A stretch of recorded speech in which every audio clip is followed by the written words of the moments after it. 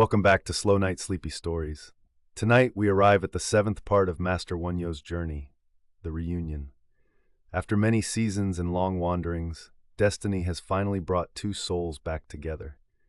May the warmth of their long-awaited meeting bring deep comfort to your tired heart tonight. Leave the worries of the busy world outside the door now, and rest peacefully under this gentle moonlight. To ensure your deep sleep, the screen will slowly fade to complete darkness after 5 minutes. So please, let go of all worries and comfortably close your eyes. It was around sunset on the 7th day of the 7th lunar month when Princess Yosok brought her son Sol Chong to find Muayam, where Wonhyo lived. Because the weather following the heavy rain was not yet clear, it cleared up and clouded over, with rain coming and going. The princess came riding a palanquin accompanied by her female servant Banya, a maid, a master from the Yosok palace, and Wonhyo's disciple Simsang.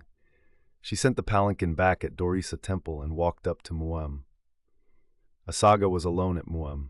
Princess Yosok stared piercingly at Asaga, who came out to meet her, thinking she was just as she had heard. Standing in front of the mountain hermitage, which was still bright enough not to be called early evening, Asaga looked neat like a newly opened bellflower or gourd flower. She had hair braided in a half-moon shape hanging below both ears, a purple skirt covering down to her ankles, and a yellow jacket. Although this attire was common, it looked particularly beautiful in Asaga's case. Princess Yosok was staring at Asaga as if entranced, partly because it was their first meeting and partly because she had questions about Wonhyo. Asaga also instinctively knew that this was Princess Yosok. The princess's eyes piercing into her were painful. "Please come in, raindrops are falling." Asaga avoided the princess's gaze and looked at the baby carried on the female servant's back. The baby had woken up while being carried and was looking around with wide eyes. Asaga thought, "Is that baby Great Master Wonhyo's son?" and tried to find a resemblance to Wonhyo in the young face. Asaga felt her heart flutter and felt she had lost her place. The baby seemed to resemble Great Master Wonhyo, yet also seemed not to. "Where is Great Master Wonhyo?" The princess opened her mouth to ask this only after some time. However, her voice was cold and trembling. "The old monk went to save people who met with the flood disaster 5 days ago and has not returned yet," Asaga answered like this. "In this flood, over 300 people died in this district of Ilseonju alone. Over 1,000 houses collapsed, and it was unknown how much farmland had been washed away and ruined." "Did the great master go alone?" the princess asked again. She was trying to find out indirectly if he lived alone in this hermitage or if there were others outside. "He took one disciple and my younger brother with him." At Asaga's answer, the princess seemed to catch her breath a little, and she felt ashamed thinking her inner thoughts might have been entirely exposed to Asaga. To the princess, Asaga looked like a young girl the age of a daughter, but her star-like eyes seemed capable of piercing through a person's insides, making the princess feel as if her body was shrinking. "Where is the place the great master stays?" The princess, whose face had seemed pale, now had a flush and a slight smile as she took a step closer to Asaga. "It is here." Asaga, swallowing jealousy for the first time in her life, guided the princess to Wonhyo's room. In the room, there was one reading desk with the Diamond Sutra on it, and only one woven rush cushion. It was a frugal life such as the princess had never seen in her life. The princess bowed to the Buddhist pagoda first. In her heart, she prayed for the longevity of the king and queen, then prayed for Wonhyo's safety in the flow, and next prayed for Sol Chong's long life. After that, the princess called the female servant to bring the baby in. The princess sat Sol Chong in front of the reading desk and said, "Baby, this is your father's seat. Bow." Saying this, she personally bowed toward Wonhyo's seat. Sol Chong also imitated his mother, placing his 2 arms down and bowing. It had become a habit because he was made to bow toward Wonhyo's clothes every day. Asaga found it both beautiful and sad that the princess did this toward Wonhyo's seat. The princess touched Wonhyo's outer robe and monk's robe hanging on the rack and swept the cushion. 3 years had passed since they met like lightning and parted. The princess was missing Wonhyo day and night in the deep palace. In this room it seemed to smell of Wonhyo's flesh, but Asaga's scent seemed stronger. So she turned her head to look again at Asaga, standing respectfully by her side. She had known from the beginning that he was a husband she could not live with, but the human heart does not work as one wills. The princess could do nothing about her longing and missing heart. When the child inside her womb grew and kicked, she missed her husband even more. When her belly hurt as she was about to give birth, she missed her husband unbearably. When the abdominal pain intensified and she occasionally felt dizzy, the princess waved her 2 arms in the air, seeking Wonhyo's strong hands. She felt that if she could just grasp those hands once, the baby would come out immediately. She stayed up the long nights of the 2nd lunar month in this empty state. Ang, ang! She wanted to scream. She wanted to scratch, tear, and bite anything her hands or mouth touched. It hurt so weakly and unbearably. When the labor pains briefly subsided, she felt unbearably sleepy. The old nursemaid shook the princess, saying, "You must not doze." Then the stomach pain would come again, and cold sweat would pour out. "Am I dying?" Finally, the princess said such a thing. "You must not say such things. The Samshin, 3 spirits are in this room now, so you must not say such unclean words. The baby is looking for the right time, so when the time comes, the baby will come out before you know it." The old nursemaid, who knew everything about the joys and sorrows of life, admonished the princess like this. The old nursemaid also said this: "Giving birth to a baby is a great matter. They say if a woman gives birth to a baby, all her past sins are extinguished. Having endured such difficulty and pain to give birth to a new person, you become mama, or baba, mother. A woman becomes a god by giving birth to a baby. The one who gave birth to all things is the mother. The mother gave birth to us with difficulty and pain, and she raised us with difficulty and pain. When a severe pain came as if heaven and earth were crumbling and becoming dark, the princess gave birth to the baby before she knew it. The pain vanished as if washed away. When the princess heard the baby's first cry of "Iwa Iwa," she felt a joy she had never felt in her life. Truly, it was an indescribable joy. This is a joy only a mother knows. Princess Mama, it is clearly a large boy who will carry 100 sons and 1,000 grandsons. The old nursemaid said this, clapped her hands 3 times, rubbed them to pray to the Samshin first, then cut the umbilical cord and bathed the baby in perfumed water. The baby cried with a magnificent sound. Just as it was hard and painful for me to give birth, it must have been hard and painful for him to be born. The princess muttered to herself like this: "Where is there anything that is done without difficulty and pain?" The old nursemaid said this. They burned the placenta to offer it back to the Samshin and prayed to the moon for milk. Upon hearing the news that the baby was born, the king and queen came to the Yosok palace. Princess Jijo, the princess's younger sister, who became the wife of Kim Yu-sin, so came. Princess Jijo was already pregnant. "Oh, he is handsome. He is a fellow who will receive rights for thousands of years." The king was pleased to see the baby. "Father, what shall we name this fellow?" The princess, satisfied with the king's joy, asked the king. "A name? Yes, we must name him." After closing his eyes and pondering for a while, he said, "Let's call him Sarasaga. Sara means the stars exist and also means living long. It is also a name of our country. Saga means the son of a star and also means wise and benevolent, and also means prosperous. Sarasaga, how about Sarasaga?" The king looked back at Lady Munmyong. "I think it is good. How about adding Danga to mean spreading for 1,000 and 10,000 generations?" The queen answered like this: "Done. His father's name is also Sagadaga Seodang, so Sarasagadaga." The king decided like this. Chinese characters were attached to Sarasagadaga to make it Sel-chong. She prayed at the shrine on the 3rd 7 days, the 4th 7 days, the 7th 7 days, prayed to the Buddha at Bunwangsa Temple on the 100th day, visited the Banga Shrine on the 120th day to offer the baby to the temple, received the Danga Sangha, a piece of paper bestowed by the shrine, meaning collar in modern terms, and received the Danga Ba, a piece of cloth bestowed by the shrine, on the 1st birthday. How the princess had waited for this day. Now that she had received the collar and the cloth, it was acceptable to take the baby and leave to find her husband. The princess told this intention to the king. "Have you heard rumors of where great Master Wonhyo is now?" the king asked. "I do not know where he is, But if I leave to find him, is there any reason I cannot find him?" The princess showed firm determination.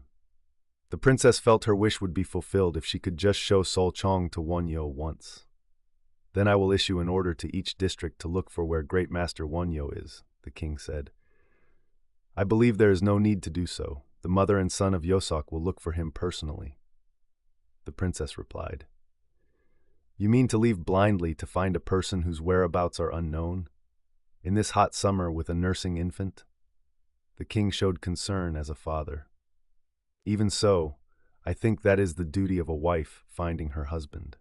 At these words the king nodded and did not dissuade her further. He only thought to prepare the princess's party well and order the local magistrates to help them. He thought that receiving treatment befitting a king's daughter, she would not suffer wherever she went. However, he did not say such words to the princess. It was a day after Yudu in the 6th lunar month when the princess left the capital, Seorabeol.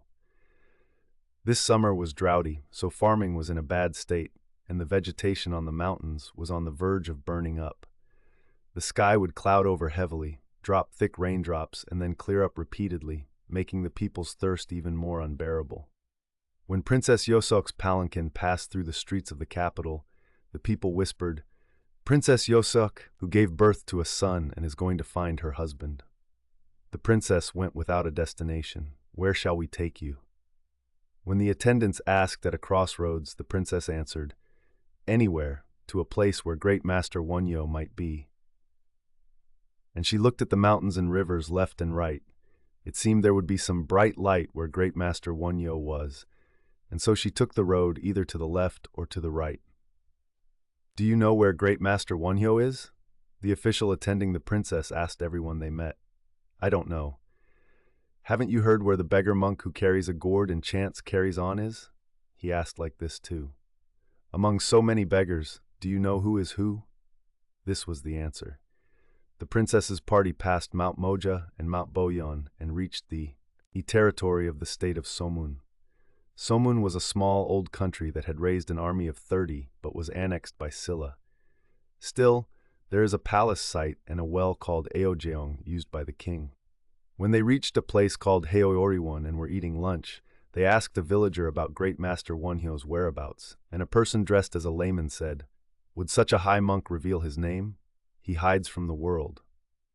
As I was passing Bingsenwon, I heard there is a strange monk in the ice cave, Bingyol, of Bingsansa Temple. It's unclear if he is a monk or a layman. He comes down to the village to beg for food, sings songs, and dances. He sings very well, but seeing that he eats meat if given meat and drinks wine if given wine, he might not be a monk. Hearing this, the princess was happy. It seemed it must be Wonhyo. The princess hurried her party to Bingsan. At Bingsansa Temple, they asked and were told that there was indeed someone in the ice cave. The monk said he must be a madman. "Why do you call him a madman?" When asked this, the monks replied, "He goes into a cold hole where ice is frozen solid, eats or not once every few days, and occasionally comes out to sing and dance and roam around. So what is he, if not a madman?" The princess took the official and the servant to find the ice cave. "There is a huge rock over there. Under that rock is a large cave where cold wind blows out hissing. That is the wind cave, Pungol, and below it is a small hole. No one knows how deep inside is. Rumor says it reaches the underworld or the western Pure Land." She heard such an explanation. Indeed, there was a cave about 3 feet high and 5 feet wide, from which cool wind blew out, making her sweat-soaked body shiver. The princess went into that cave, but there was nothing, only bats flapping. The princess found what was called the ice cave. It was a hole barely big enough for a body to enter. Cold air blew out from there, more than from the wind cave. The princess tied her skirt tightly and tried to enter the hole. The official was startled and blocked the princess's way, saying, "You must not. I will go in first and come out. We don't know what is inside, and snakes often live in such places. I am entering a dangerous place to find my husband, but would I send you to a place of death without cause? No matter how ignorant a beast, would it not know the will of a wife finding her husband? You protect the baby well." Saying this, the princess hid her body inside the cave. The princess crawled into the dark cave, groping her way. At some bend, winding this way and that countless times, she dropped straight down. Even if I fall into a bottomless void and drop into the fire pit of Avicii hell. Thinking this, the princess threw her body into the void several times. It got colder and colder. The fingertips groping for the way froze. The water drops that had been falling from overhead stopped falling. They had all turned to ice. She did not know how far she had entered. The princess felt as if her whole body was freezing solid. The places where her feet slipped occasionally were sheets of ice. The cave widened.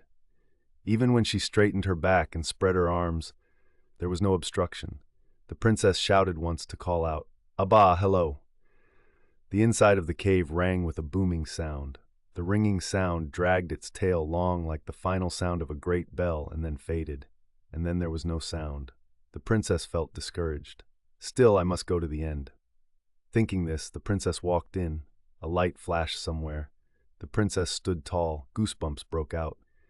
Having been in the dark, she could not open her eyes at the light. When she opened her eyes again after a while, it was clearly a resinous pine torch. And beside that light sat a person. He had a lot of beard, and his eyes shone. The princess ran in, wondering if it was Great Master Wonhyo. However, the person showed no reaction. The princess stood tall and placed both hands on her chest, and she looked into the person's face. "Do not be alarmed, I am also human." The shadow-like person spoke like this. It was clearly a human voice. It was such a clear voice. The princess knelt on both knees, but words did not come out. Her heart pounded and her body trembled like an aspen tree.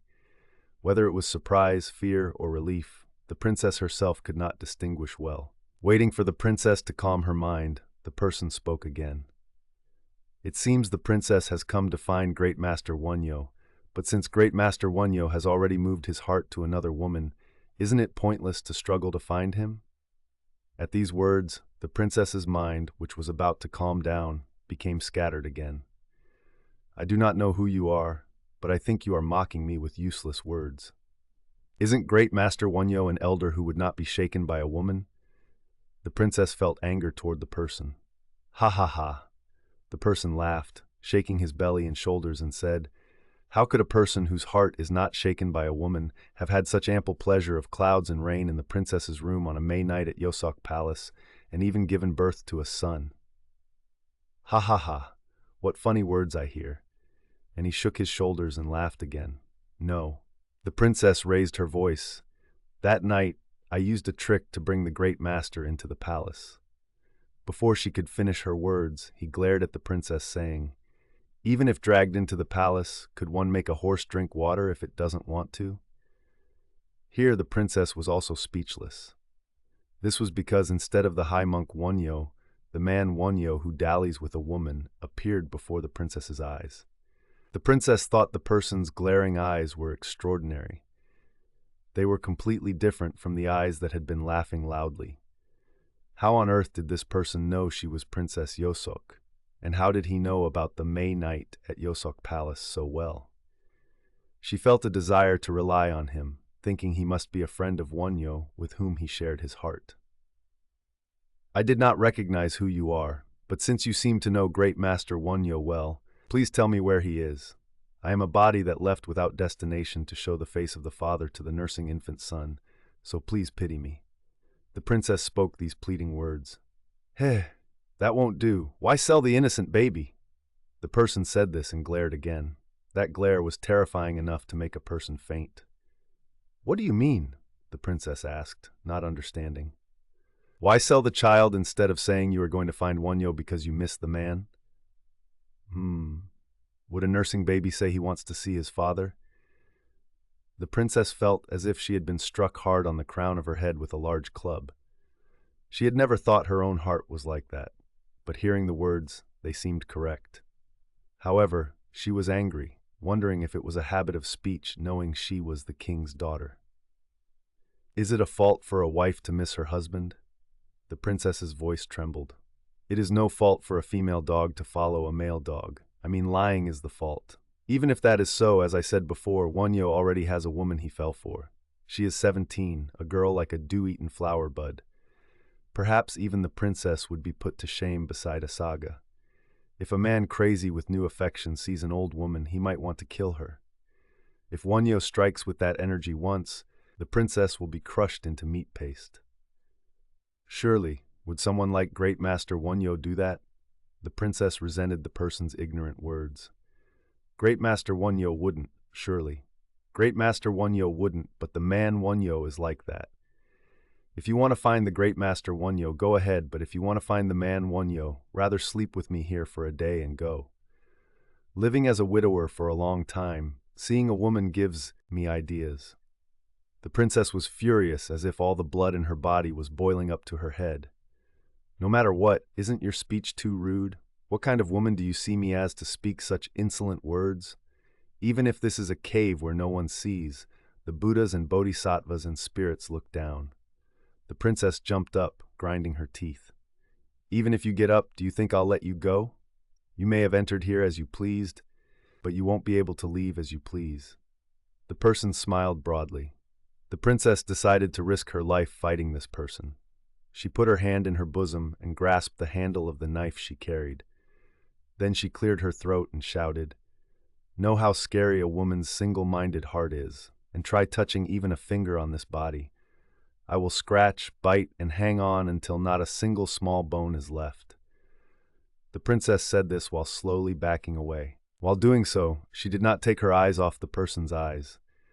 When the person's figure appeared smaller, suddenly the person jumped up. The princess felt as if cold water was poured over her whole body. But in the next moment, it was not a scary figure, but a figure so gentle and merciful that one wondered if Avalokitesvara would be like this. The person walked toward the princess. The princess hesitated and stood. In the person's hand was the pine torch. "It will be difficult for you to leave by the way you came in, so follow me." The person stood in front of the princess. The princess followed behind him. "If you go to Dorisa Temple in Ilseonju, you will meet Great Master Wonhyo. However, since heavy rain seems likely, cross the river within 3 days. And since Great Master Wonhyo still has karmic hindrances from previous lives remaining, and there is a worry he cannot achieve the way because of women, help him well. There are many women with karma with Great Master Wonhyo. Many from this life have followed him. It will be very difficult to overcome and sever all those karmic ties. First, he lost to the princess, and the next dangerous one is Asaga. The karma with Asaga is deeper than with the princess. Besides them, there are several other women. Even sitting in an ice pit like me, the fire of worldly desires does not cool easily. Ha ha ha. Great Master Wonhyo has a magnanimous nature, so he lacks the strength to overcome. Please, princess, do not tempt Great Master Wonhyo further, and do not engage in unsightly jealousy over a mistress with Miss Asaga. Ha ha ha! Asaga too will become a great teacher in the future. The person said these words. He spoke without even looking back. In the light of the pine torch, the shadows of his long robe and sleeves painted various shapes. The princess followed carefully, so that the shadows would not touch her body. They stepped out of the cave. The sound of water flowing, soa, was heard and her eyes were dazzled. After a while, she finally saw the mountain stream and the green shape of the mountain before her feet. It felt hot and humid like entering a sauna. The princess politely pressed her palms together in front of the person and apologized. "I did not recognize who you were and said many rude words, so I am sorry. This body that eats cooked food has dull eyes and did so please do not blame me. I said more rude words myself, ha ha ha." The person was lying prone at the stream drinking water, without caring that his long robe and cassock were getting wet. The princess tried to roll up his hem, but thinking she could not do so according to the duty of a wife, she forcibly straightened her bending body. However, in the next moment, the princess was surprised. When the person finished drinking and stood up, the cassock and long robe were not wet at all. The princess opened her eyes wide and looked, but not a drop of water was on his clothes. The princess suddenly felt afraid, pressed her palms together, and knelt. "Who is the elder standing before me?" she asked. "I am a nameless monk. Village people call me a crazy beggar. Great Master Wonhyo will know." And he went into the cave and disappeared. The princess bowed countless times toward the cave. Later, when she told this to Wonhyo, Wonhyo laughed and said, "Yes, Wolmyong played such a prank. Wonmyong is the person who later left the famous Dosolga. The princess came to find Dorisa Temple while drawing various lessons from great Master Wonmyong's words. As Wonmyongsa said, as soon as the princess's party crossed the Nakdong River, a great flood came down from above, blocking the way for several days, and many people and livestock drowned. Asaga boiled porridge mixed with wild herbs and a little barley to treat the princess's party. Asaga did not forget to roast a handful of barley, grind it with a stone, and cook a separate bowl of porridge for the baby. "Will the baby eat this?" When she placed the roasted barley porridge in front of the princess felt grateful to the point of tears for Asaga's kindness. Sol Chong ate the porridge deliciously. It seemed so tasty that he fussed for more. That night, the princess slept with Asaga beside her.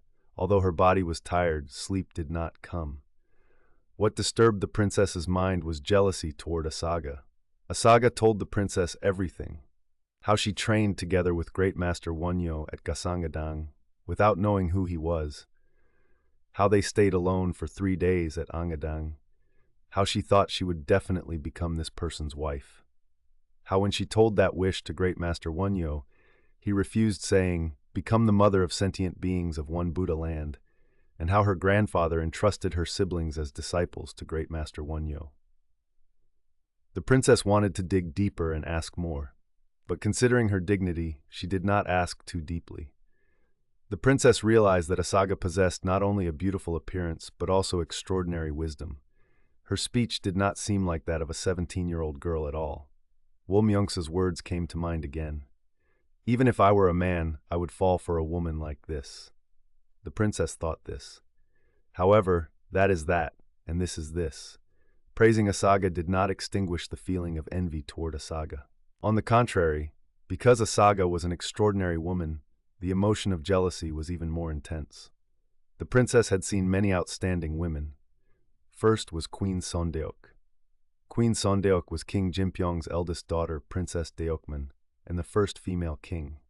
She employed Jajang and Yusin to establish Buddhism on one hand and expand the territory greatly by attacking Goguryeo and Bakja on the other, so the people honored her as the sacred ancestor imperial aunt. Next was Queen Jindeok, and the princess's mother, Lady Munmyong, was also an outstanding woman in both face and wisdom. Her older sister Gojoda, who followed her husband Pumseok to Baekje and died in prison, was also a beauty and famous for her fidelity, and her younger sister, Princess Jijo, who became Yusin's wife, was also an outstanding woman. And the princess herself considered herself a woman who did not lose to others. However, Asaga seemed to be a woman the princess could not handle.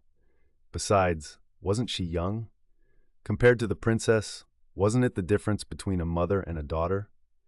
Even if there was no relationship between Wonhyo and Asaga, even if they met on the road while passing, it seemed Asaga was someone one could not help but be jealous of. Even a beautiful face usually has some flaw.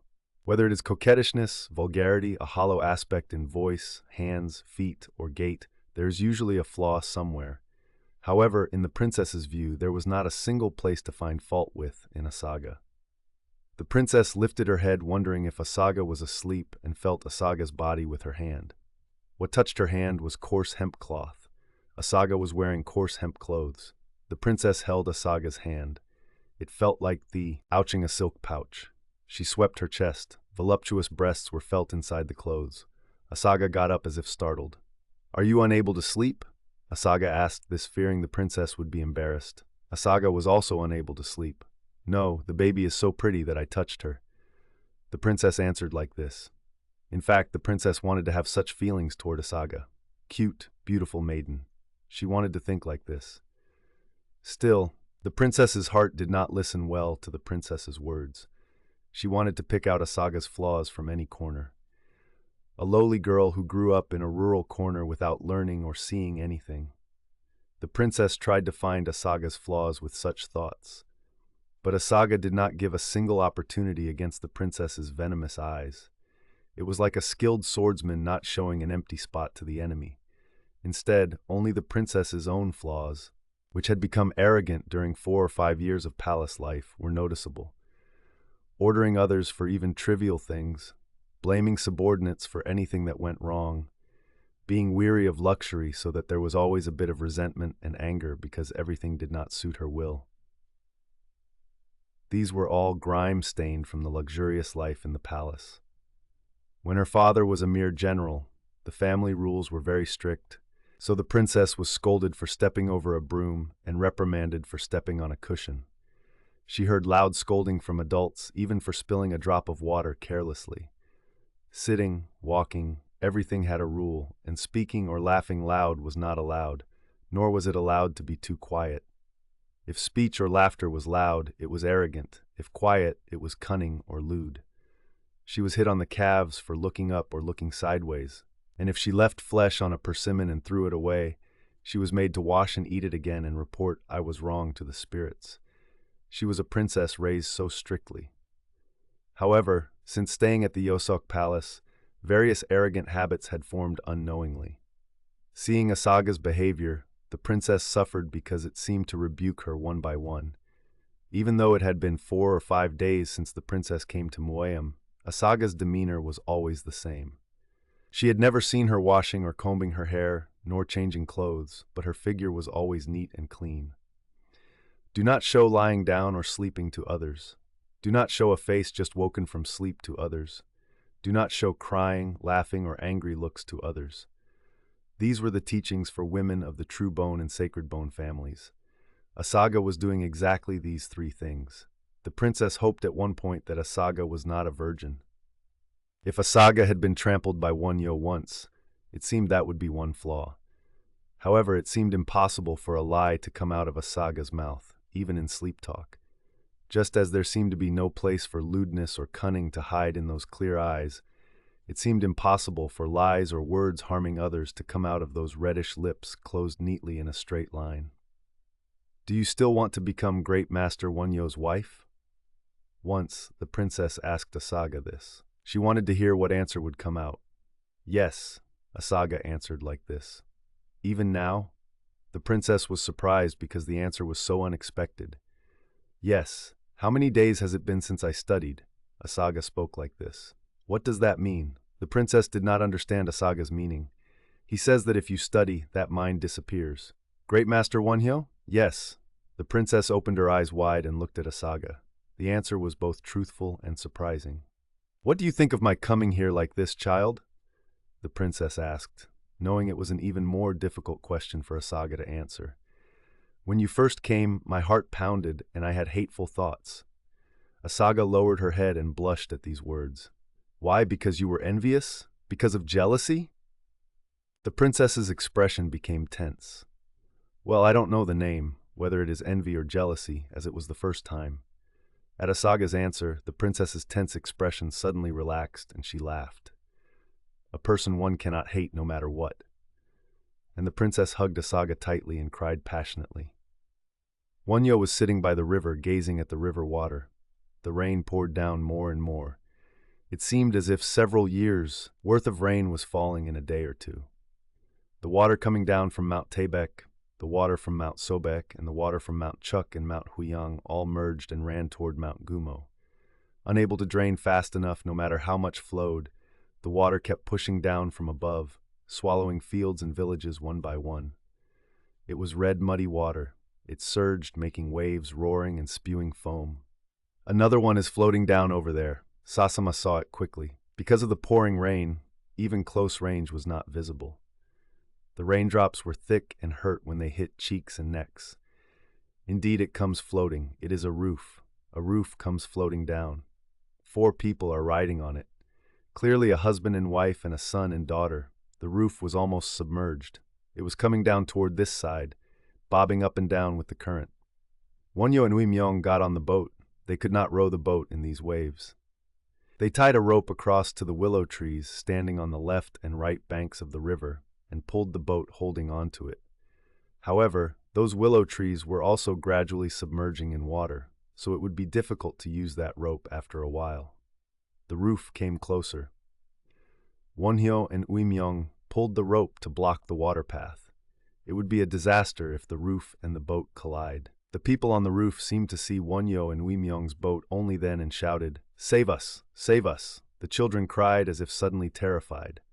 Wonhyo threw the rope he held toward the roof. "Grab this and jump into the water," he shouted. "If you jump, you live. If you stay on the roof, you die," Woo-myung also shouted. Wonhyo's rope reached the roof on the third try. The man and woman grasped the rope, and they held one child each. However, they did not try to jump into the water.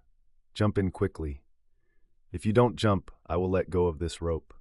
Jump and you live." They shouted like this. The roof came almost close to the rope pulling the boat. "You rascal, jump into the water quickly. You rascal, I will let go of this rope," they threatened. Still, the two refused to jump, only crying. If the roof just passed under the rope, this boat would also be dragged away, so they had no choice but to let go of the rope. Wonhyo yanked the rope with all his might. The man and woman rolled into the water at that momentum. For a moment, the people went under the water, and the roof lifted as if leaping and flowed down like an arrow. Finally, they rescued the 4 people and loaded them onto the boat. When put on the bank, the adults had all lost consciousness. However, they did not let go of the children clamped to their sides unless their arms were twisted. The children only shivered and could not even cry. They dragged the boat to where the water did not reach and carried the 4 adults and children to a house. The house was just the home of the old couple who operated the ferry. There were already about 20 people rescued like this in the small house. The old man went to the village to get food, and the old woman was attending to them alone. Wonhyo, Woo-myung, and Sasama ran out to the river again. They had been doing this for 3 days. During that time, they rescued all sorts of people. The only whole family rescued was the 4 people just mentioned. Otherwise, they rescued only a husband, only a wife, only a mother, or only a child. Many snakes floated by, and countless houses floated by. The number of corpses floating by could not be counted. On some roofs, people, chickens, dogs, and snakes rode together. From the 4th day, the rain cleared and the river water began to recede. Wonhyo's party rescued a total of about 120 people. However, about 10 died after being rescued, and about 10 were unconscious and sick. Wonhyo had no time to lie down, let alone sleep, for 5 or 6 days, saving people, nursing the sick, and handling corpses. Even 1,000 hands would not be enough. Wonhyo lamented to Woo-myung and Sasama at the riverside. "Thousand-armed, thousand-eyed Avalokitesvara Bodhisattva." Woo-myung pressed his palms together. Sasama saw a miserable scene for the first time in his life.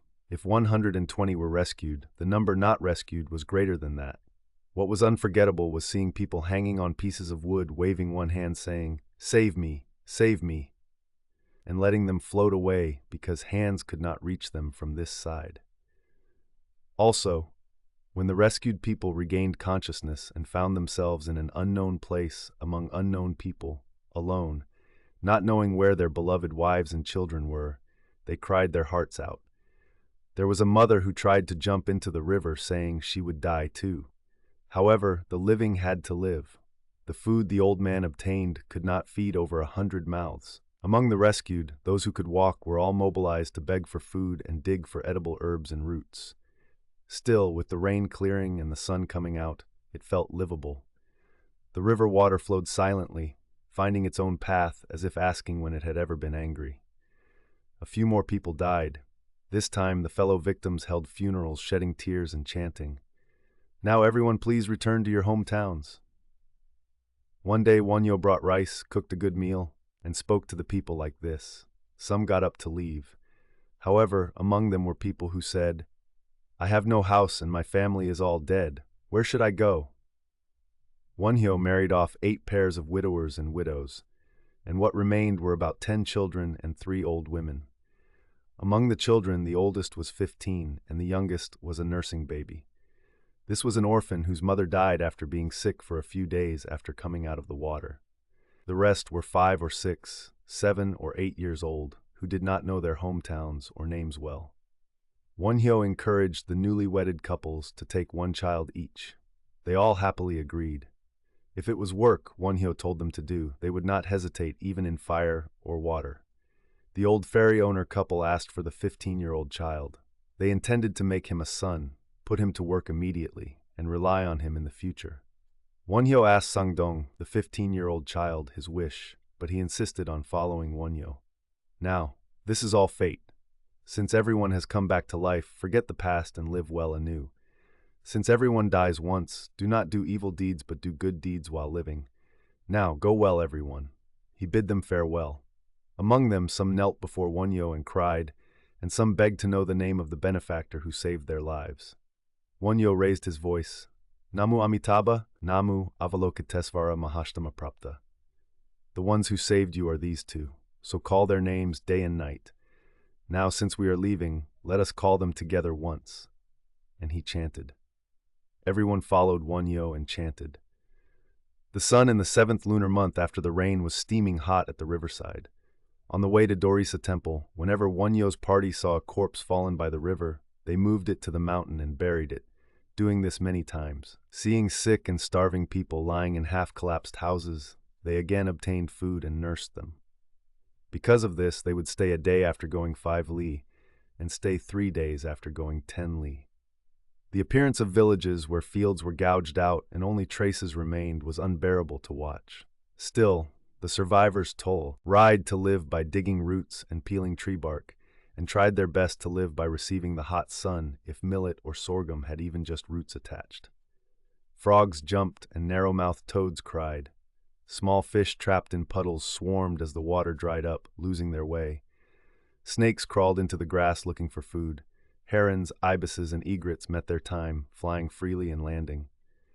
Wimyong walked behind Wonhyo and said, "Like this, I don't know when we will return to the temple. Is there an end?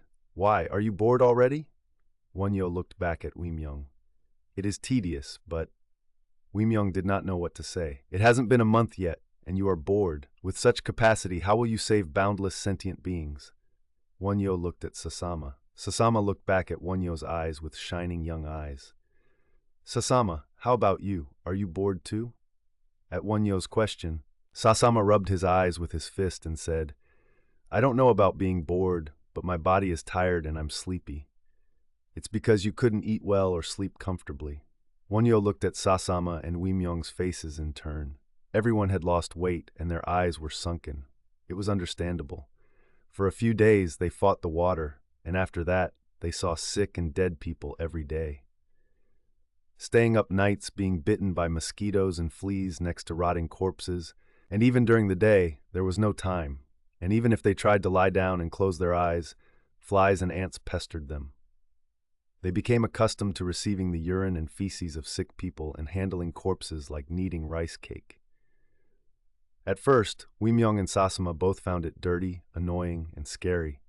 However, seeing Wonhyo do such dirty work himself, they couldn't stay still and followed reluctantly, and now handling urine, feces, and corpses became nothing to them. Bodhisattva practice is cleaning up the urine, feces, and corpses of sentient beings. Wonhyo taught the two like this. Eating one's fill and sitting in a cool pavilion is not the work of a monk. He also gave this admonition. Wonhyo's words and actions gave deep inspiration to Wimyong. At that time, monks in Silla received generous treatment from the country and people, and some lived luxurious lives, or at least coveted a clean and leisurely life. A monk practicing like Wonhyo was a model Wimyong saw for the first time. Wonhyo, Wimyong, and Sasama returned to Mueam with 2 orphans on the day before Baekjeong in the 7th lunar month. Although the time was only 15 days, it seemed like 3 months to Wimyong. While the many events were a reason, seeing various miserable things he could not imagine in his life made the time seem longer. However, there was one more thing inside Wimyong that showed the passage of time. It was Asaga. Wherever he went and whatever he did, Asaga trod on his eyes. Using the excuse of worrying that it was dangerous and pitiful for her to be alone in a remote mountain, Wimyong thought of Asaga constantly, and that thought turned into longing as days went by. "I am also a monk who has cultivated for 10 years, Wimyong boasted to himself, but it was useless. It was late evening. Princess Yosok was picking out rice to offer. She was picking out whole grains one by one for Wonhyo and Sol Chong. By the king's order, rice, sesame oil, seaweed, pine nuts, honey, and such goods came from the governor. However, she did not touch a single thing before Wonhyo arrived. Princess Yosok picked rice to perform the Baekjeong offering. She waited eagerly for Wonhyo to return before Baekjeong. Wonhyo, Sasama, and Wimyong Princess Yosok thought of her husband and son with every grain of rice. She prayed for their health, longevity, and good fortune. She picked out even grains with small flaws. Princess Yosok, who had been at Mueam for half a month, had not a day of peace in her heart. Asaga's beauty was the main cause, but that was not all. Living in a remote mountain, seeing only clouds and mountains every day, and hearing water sounds, bird sounds, and wind in the bushes, it was a world far removed from the life she had lived so far, so everything was anxious. Moreover, when the sun set and night wrapped the hermitage, and unheard night bird sounds cried or a rain shower rushed in with the wind, fear arose and she kept hugging Sol Chong tightly. Once, when thunder and lightning struck and rain poured like scattered implored, ghost stones in the middle of the night, Princess Yosok woke up and didn't know what to do. With thunder sounding as if tearing eardrums and lightning striking right on her chest, the princess hugged Sol Chong tightly. When lightning flashed repeatedly as if heaven and earth were becoming fire, the princess thought heaven and earth might be overturning immediately. Thunder and lightning were completely different here in the mountains from what she saw in the capital. The princess was never a woman with much fear. Although inexperienced, she was a woman confident that she had the courage to swing a sword and enter the enemy ranks without blinking an eye, even if arrows fell like rain and spears and swords were like stars in war. Didn't she go into the Nengsan ice cave alone? Why did she become so weak-hearted now? The princess vaguely knew the reason. It was because she missed her husband, thought of her son, and envied Asaga. Because there was greed, she was afraid of losing. Because there was anger, she was afraid of being harmed. Thus, foolish fear arose. When the lightning urged on more, and the room flickered and the thunder rushed as if lightning would strike right next to her, the princess reached out and pulled Asaga. Then Asaga held the princess's hand tightly as if glad. Only then did the princess's fear dissolve. It is hard to love people, but it is even harder to hate people. The princess lamented inwardly like this. Is the baby sleeping? The princess asks Asaga like this. No, he is awake. Hearing Asaga's voice, the princess's fear disappeared more. Her tense limbs relaxed, and her breathing became smooth. The lightning is intense. It seems the rain is pouring a lot. The princess tries saying this once more. She wants to hear Asaga's voice one more time. Yes, it is intense. Asaga answers like this. Only after this does the princess fall asleep again. I am a sinful person. Thinking this, the princess sighs deeply. Although the princess washes away all jealousy toward Asaga and falls asleep, when she opens her eyes the next morning, Asaga is still in enemy state. She was young and beautiful, and when asked if she loved Wonhyo, she always answered yes. Even while picking rice, the princess prayed to overcome this evil heart. Asaga seems to have no thoughts toward me, so why is this?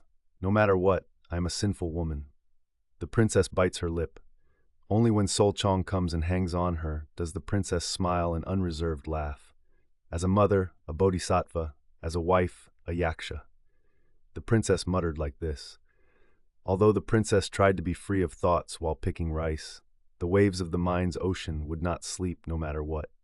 Though she had never thought of enjoying the sweet taste of married life alone with Wonhyo and Sol Chong, seeing Asaga beside her, it felt like it was all because of Asaga that she couldn't enjoy this, and she felt resentful. Princess Mama, Asaga ran to the side of the princess, who was picking rice. Why? The princess smiled to hide her resentful thoughts toward Asaga. The old monk is coming over there. Asaga pointed to the village entrance with her hand. Where? The princess jumped up. Then the princess's heart pounded like a young girl. It seemed both glad and scary. However, wanting to see him as soon as possible was the same. But in the next moment, the princess looked into Asaga's eyes. Asaga was waiting for the princess to fix her appearance and put on her shoes. Asaga's eyes were the same, but the light seemed more intense. If Asaga's heart welcoming Wonhyo was as desperate as the princess's own, the princess wanted to bite Asaga right then. Asaga saw a strange light in the princess's eyes and goosebumps broke out on her body. It was a light she occasionally saw in the princess's eyes. It was a bluish toxicity. Asaga knew that toxicity was directed at her. Where? The princess put on her shoes, stepped into the yard, asked with a fresh smile, and held Asaga's hand. Asaga's hand was cold like ice. Over there. Asaga pulled the princess to the end of the yard and pointed to the village entrance. They are hidden by the corner of that lone pine tree field and not visible now. The monk, Sasama, 2 young children, and a strange person, 5 in all. Asaga explained like this, and she ran into the hermitage. Bring the baby here. The princess's voice rang in Asaga's ears. Asaga lit the fire in the rice pot, feeling the mother's affection trying to show the father's face to the young son even a moment sooner. The damp wood from the rainy season did not catch fire well. Asaga picked out the dry and soft ones to make kindling, wrapped the embers, and blew hoo-hoo. Yellowish smoke rose and swayed with Asaga's breath. Asaga drank the acrid smoke and tears flowed. As tears flowed, sadness arose. She wanted to cry her heart out. I am hated by the princess. The monk will hate me even more when he comes. Thinking this made her very lonely. Before the princess came, Wonhyo was someone Asaga alone thought of and adored, but now it seemed she was pushed aside by the princess. This was the first time Asaga had such thoughts. Thinking this was not a right thought, Asaga blew on the fire more vigorously. Fire rose from the kindling. The flames licked up and went out, licked up and went out. Hoo-hoo! Asaga blew with more strength. Whish! A really big flame rose. Asaga put the fire under the brushwood she had put in the stove beforehand. Crackle, crackle! The fire transferred and caught. Asaga held the poker and stared blankly at the fire burning in the stove. Outside was quiet. They must have all gone out to meet him. Asaga took the pot, put in the rice, poured rice water, and dipped her hand in. The cold rice water slopped on the back of Asaga's hand. Asaga stoked one stove full of wood and quickly went out to the stream and brought in the bellflower roots and fernbrake she had soaked. These were all dug and picked by Asaga herself. Princess Yosok had Sol Chong besides Wonhyo, but Asaga had only Wonhyo. Whether digging bellflowers or picking greens, it was done thinking only of Wonhyo. Even going into deep mountains, if it was for Wonhyo, it was neither hard nor scary.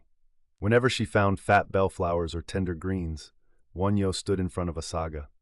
Wonhyo never showed a smiling face to Asaga. He occasionally joked with Uimyong and Sasama, but toward Asaga he always had the dignity of a father. Still, that was good and missed. A combination of father, teacher, and husband. This was Asaga's feeling toward Wonhyo. If it was Wonhyo's affair, even the dirt on his clothes was dear. His plodding gait, his magnificent voice, his dignity when bowing to the Buddha, all were wondrous to Asaga.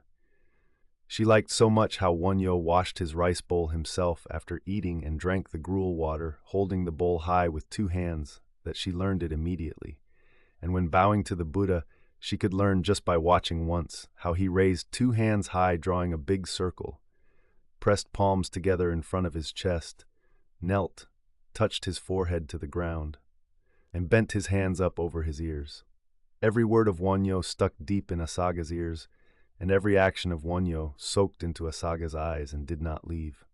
So Asaga came to think, if I just stay by the monk's side, I will learn all the spiritual power he possesses.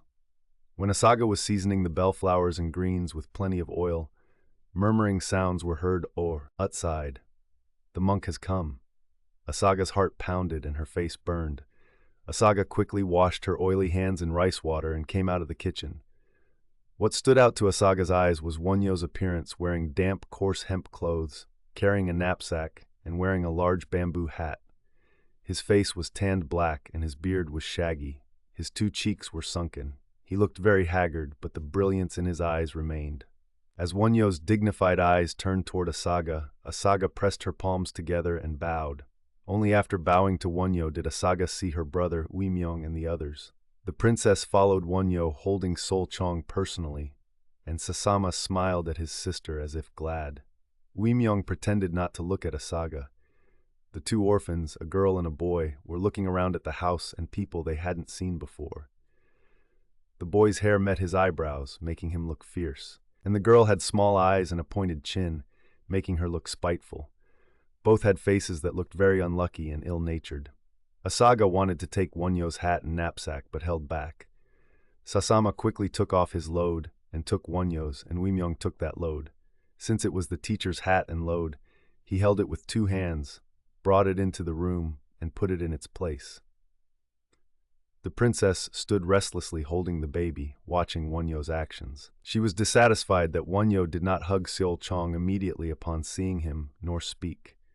The princess made various womanly guesses from this single fact. Was it to keep his dignity as a great master, or was it because he had no worldly defilements in his heart and viewed all sentient beings equally? However, the answer that held the princess's heart tight and did not let go was, "He has fallen for a saga, so affection has left our mother and son." As this thought occurred, the princess's legs trembled, and she almost fell after misstepping several times. It was a common woman's emotion, but an emotion unbearable for a common woman. Shall I stab the two wretches to death with a knife? Shall I resent them forever and make the two wretches wither and die, and after death bind the two wretches with every strand of my hair and drag them down to Avicii hell? Just wait and see. Such thoughts passed through the princess's mind like lightning, and in the next moment she trembled at her own thoughts. Princess Yosok had never harbored such scary thoughts in her life. There was no place in her heart for anything but gentle, benevolent, and sad things. Moreover, since the princess believed in Avalokitesvara, she considered her heart to be like Avalokitesvara. The princess had never even raised her voice in anger. Nothing in her environment had gone against her will. She had only heard in words that among sentient beings there are those with lust and jealousy who hit and kill each other. However, when she realized such a mind existed in her too, the princess could not help but shudder. Knowing this, the past 30 years of life were all lies and illusions. Princess Yoseok is also just a woman. The princess felt as if the light suddenly faded from her body and the fragrance disappeared. What about great Master Wonhyo? Did he really escape all lust and jealousy? Thinking this, the princess looked at Wonhyo. "Let's go bathe and come back. We must bathe and do the evening chanting." Wonhyo said this and walked toward the stream. Wonhyo was surprised to see Princess Yosok there. He was glad, but he could not help but see the fire of jealousy reflected in her eyes. Seeing that, Wonhyo's heart was heavy. The karma of 3 nights of pleasure is coming. Such a thought could not help but arise. Lust wears the mask of mercy. Indeed, it was a correct saying. Wonhyo did not think the 3 days at Yosok Palace were due to lust. He thought it was mercy granting the wish of a woman named Yosok, or the unhindered action of a person of no hindrance. Moreover, Wonhyo, though, that great Master Dayan dragging him to the house of Samo gave him such presumptuous thoughts. Unimpededness, that won't do. It is all greedy action wearing the mask of unimpededness. Wonhyo sat in the water washing his body and thought, even when going to beg for food in the village, surely take a novice with you. Do not get close to widows and young women. Do not keep a young disciple either. The meaning of these admonitions of Shakyamuni Buddha struck Wonhyo with renewed force. While using a male body, it is difficult to be indifferent toward women. Seeing men and women, beautiful and ugly, noble and lowly, all as equal without hate or love, is difficult even for a bodhisattva of the Dharma cloud stage. How much more the state of viewing all sentient beings as an only son. This is something only the Tathagata has done. Wonhyo could not help but see the memory of Yosok Palace as an unbearably ugly memory. Princess Yosok appearing here was scratching open the wound of Wonhyo's broken vow that had almost healed. It was a wound that would never heal for eons. Furthermore, wasn't there clear evidence called Seol Chong? Wonhyo washed his washed body again and again. He picked up fine sand and scrubbed his whole body until the skin peeled. He brushed his teeth and rinsed his mouth. He dug out the dirt stuck in his fingernails. He picked between his toes. He washed his hair again and again. Wonhyo washed his body repeatedly to the point where Uimyong, watching from the side, wondered what was going on. He tried to escape the body's filth even a little by doing this. After washing for a long time, he felt a bit refreshed. It seemed he became clean to the bone. Wonhyo dried his body and looked at Sasama's boyish body. It is a body not yet dirty. At least it is a body that does not know lust. It was an extremely pure body. However, Sasama too would walk all the paths humans walk within a few days. Even in that seemingly clean body, seeds of all defilements are sprouting inside. They will leaf and flower and manifest the 3 evil paths once again. Greed, anger, love, arrogance, flattery, crookedness, jealousy. Regarding objects, do not give rise to them, Wonhyo muttered aloud. When Wonhyo returned after bathing, a set of new clothes was placed there. 25-strand fine hemp cloth is something only the palace can use. Wonhyo knew what those clothes meant. They were clothes Princess Yosok spun, wove, and sewed herself. Every strand and thread contained affection. Wonhyo changed into the new clothes, performed the evening service, gathered everyone in one room, and ate dinner. Everyone was thinking their own thoughts. The princess imagined Wonhyo's mind in various ways.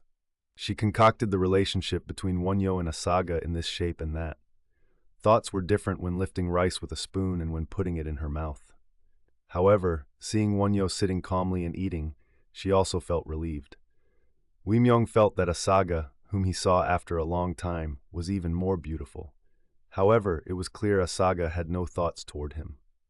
Asaga's eyes and heart were always with Wonhyo. Those eyes looked at Wonhyo as if not looking.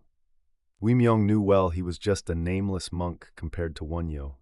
He knew well there was no reason for Asaga's heart, which adored Wonhyo, to return to Wimyong. He also knew well that it was not right for a cultivating monk to attach his heart to a young woman. In fact, Wimyong was confident and boasted that he had completely escaped lust. But he could not resist regarding Asaga. To Wimyong, Princess Yosok was also a beauty. Moreover, she had the settled and fully ripe beauty of middle age. But compared to Asaga, Princess Yosok seemed to lose her light. What is Monk Wonhyo's mind like? Wimyong fathomed Great Master Wonhyo's heart while pretending to eat nonchalantly. He envied Wonhyo holding Princess Yosok in one hand and Asaga in the other, and was also interested in where Great Master Wonhyo's heart would lean now. What on earth does he intend to do tonight? Wimyong thought this. Princess Yosok is Wonhyo's wife permitted from above. Seeing his wife after a year and a half, what will he do? Will they sleep in one room or separately? Wimyong thought this while looking at Wonhyo and the princess. It was not only Wimyong who thought this. Except for young Sol Chong, everyone guessed Wonhyo's attitude for tonight. Since it's Bakjung Day. The first one to think this was Sol Chong's wet nurse. Sol Chong was well behaved in front of strangers. He went back and forth between his mother's and the maid's laps. After the meal, they prepared for Bakjung, albeit simply. Asaga lit a bush clover lantern alone, and Wonhyo performed a ceremony to call the masterless lonely spirits, including Queen Jindaeok, Wonhyo's parents, the spirit tablets of Princess Yosok's former husband Geojin and his son, and others who died of starvation, war, or drowning. Wonhyo also thought of the spirits of many people he saw with his own eyes. Those who died of pestilence at Dansem, those who floated down as corpses in this flood, and those who died of illness after being rescued. And the one clearly remembered was Queen Jindaeok. Laid out on the Buddhist altar were rice and vegetables. The vegetables were dug and picked by Asaga, and bellflowers were placed in the flower vase. Sesame oil lamps and a pair of yellow candles were lit, incense was burned, and clear water was offered. Wonhyo entered deep meditation for a while before the Buddha. Wimyong, Sasama, and Asaga also entered meditation like Wonhyo. The princess also put the baby to sleep and came to sit. The official from Yosok Palace also sat. The two orphans were sleeping collapsed on the wooden floor. It was quiet. The moon was running through the gaps of white clouds, water sounds, wind sounds in the pine field, and insect sounds. Countless spirits were gathering to obtain food and hear the Dharma to leave suffering and attain joy. Wimyong forgot the fantasies he had while eating. Wonhyo's sitting posture seemed to have a power that did not allow such distracting thoughts in Wimyong's mind. Hungry ones, eat rice. Thirsty ones, drink water. And hear the Dharma I preach. Extinguish the fire of greed ceaseless through eons, and obtain cool rest in the pure land of Amitabha Buddha. Wonhyo preached the Dharma, placing the living and the dead together in front. It is said there is not a place even the size of a mustard seed in the 3,000 great thousand worlds where Shakyamuni Buddha did not discard his life for the sake of sentient beings during his causal stage. So suffering sentient beings have hope, endure, and wait. Even now, countless bodhisattvas do not rest and discard their lives to save sentient beings from suffering and lead them to a joyful place. Only because sentient beings are blinded by greed do they not see this and enter deeper into the burning house of the sea of suffering. Listen, where is the spoonful of rice sentient beings eat, not the flesh of Avalokitesvara Bodhisattva? And where is the sip of water drunk when thirsty, not the blood of Avalokitesvara Bodhisattva? The Bodhisattva's hand of mercy flashes right before you. Look, only open your eyes and look.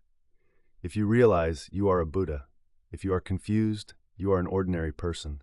For an awakened person, there is already no birth and death, so how could there be suffering and joy? It is like waking from a scary dream. Once awake, there is no dream again. Sentient beings wandering the three realms.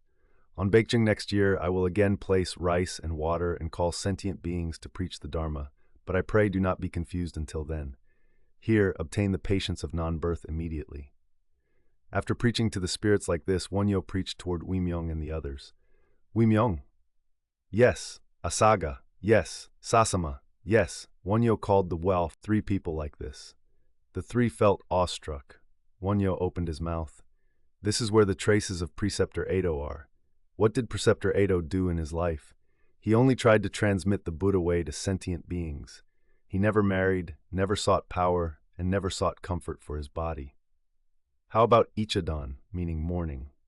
He was a body that could become a king, a body that could take a princess as a wife. But for the sake of the Buddha way, his head was cut off on the street. That we Silla people hear the Buddha Dharma today is due to the virtue of these 2, Preceptor Ado and Ichidan. These 2 are both Bodhisattva preceptors. You are also Bodhisattva preceptors. You deliberately discarded the pure karmic reward and came out wearing a human body because of the original vow to save sentient beings with the Buddha way. You manifested human greed to use the human body. However, like Purna, on the way to this world and after coming, you forgot that original vow. In past lives and many lives, you learned the Dharma with me at the place of Shakyamuni Buddha. Because of that karma, you followed me seeking the Buddha Dharma. You are bodhisattvas, not ordinary people. You came out wearing the mask of an ordinary person with the original vow to save sentient beings. What greed would a bodhisattva have? You have escaped all 5 desires, but habits still remain. Do not lose to those habits. Wonhyo's words were only these. The hearts of the many people, including Wimyong and Princess Yosok, became soft like applying oil to a painful scratch. A kind of sorrow-tinged comfort wrapped the people. Now, Wonhyo lifted the wooden fish. Let us chant sincerely for our successive kings, parents of many lives, related family, and masterless lonely spirits of the 3 realms. And Namu Amitabha, he called first. Everyone followed and called. Asaga and Sasama chanted at the top of their voices, although it was their first time. The chanting did not stop until late at night. The booming voice of the man and the sharp voice of the woman mingled in time with the tock-tock-tock-tock sound of the wooden fish. The vegetation, insects, and beasts of the mountain, the moon and stars in the sky, and the sentient beings of the 3 realms and 6 paths were all listening to this chanting. The next day was the 15th of the 7th lunar month, Baekjung. At Muayam, the sound of chanting was heard all day long. Spirits who were receiving boundless suffering are released once a year for 1 day on Baekjung to meet their missed families. Although they meet, the living family and dead spirits cannot communicate with words or see faces. Still, thinking they are near each other, they relieve their desperate longing. The living make rice cakes, and other delicious and clean food. It is sincerity to treat the spirits of beloved parents and family. The spirits fallen into hell are sad, resentful, hateful, angry, and uncomfortable even for a moment, sizzling and boiling, burning in sulfur fire and boiling in oil cauldrons. However, this sulfur fire and oil cauldron are all made by oneself with one's own karma. The 5 desires coveted in life become fire, water, and ice, tormenting the person for many eons. Following like a shadow, inseparable no matter how one tries to detach or flee, it is karma. Blue flames spew from every hair and pore, choking, deadly painful, and agonizing, but one cannot die at will. One leaves this place only after paying all that is due, but a hapless sentient being who barely escapes hell cultivates hellish karma again from that day. Hell is called a place of no fortune. It means a place where there is absolutely nothing good. Saha, that is, this world, is the land of endurance, meaning a place worth enduring. It is said there is only joy in Triastrimsa heaven or Tusita heaven, no misfortune, and life is very long, so it is better than Saha, but there is also decay and death there. Only Buddha's world, which has left the five desires, is the pure world that is eternal and unchanging. If there is a sentient being fallen into the realm of hungry ghosts, he is in hunger, thirst, and deep suffering. The belly is big like the sea, but the throat is thin like a needle, so thirst does not cease no matter how much one drinks, and the belly is not full no matter how much one eats. Karma of boundless greed manifested such a body. For one fallen into the realm of hungry ghosts, drinking and eating all become fire. He craves a sip of cool water, but when it touches the throat, it immediately becomes red-hot molten iron. At that time, he would give the whole world for a drop of cool water, but before paying all dues over several thousand eons, a drop of water cannot enter his throat with its own taste. If fallen into the animal realm, one becomes a flying or crawling beast. Without a moment to relax, one is always terrified and startled. One finds food by spilling another's blood, but when about to be full, this time one gets caught and eaten by another.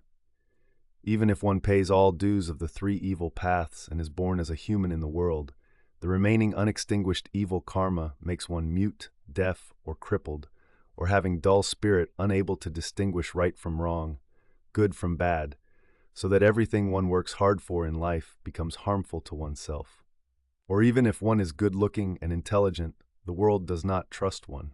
If one becomes a doctor and gives medicine to a patient, the illness does not heal. And if one gets sick and takes medicine, good medicine becomes poison, the spouse is discordant, and children do not listen, causing one to spend life in worry and anxiety. Where is my father now and my mother?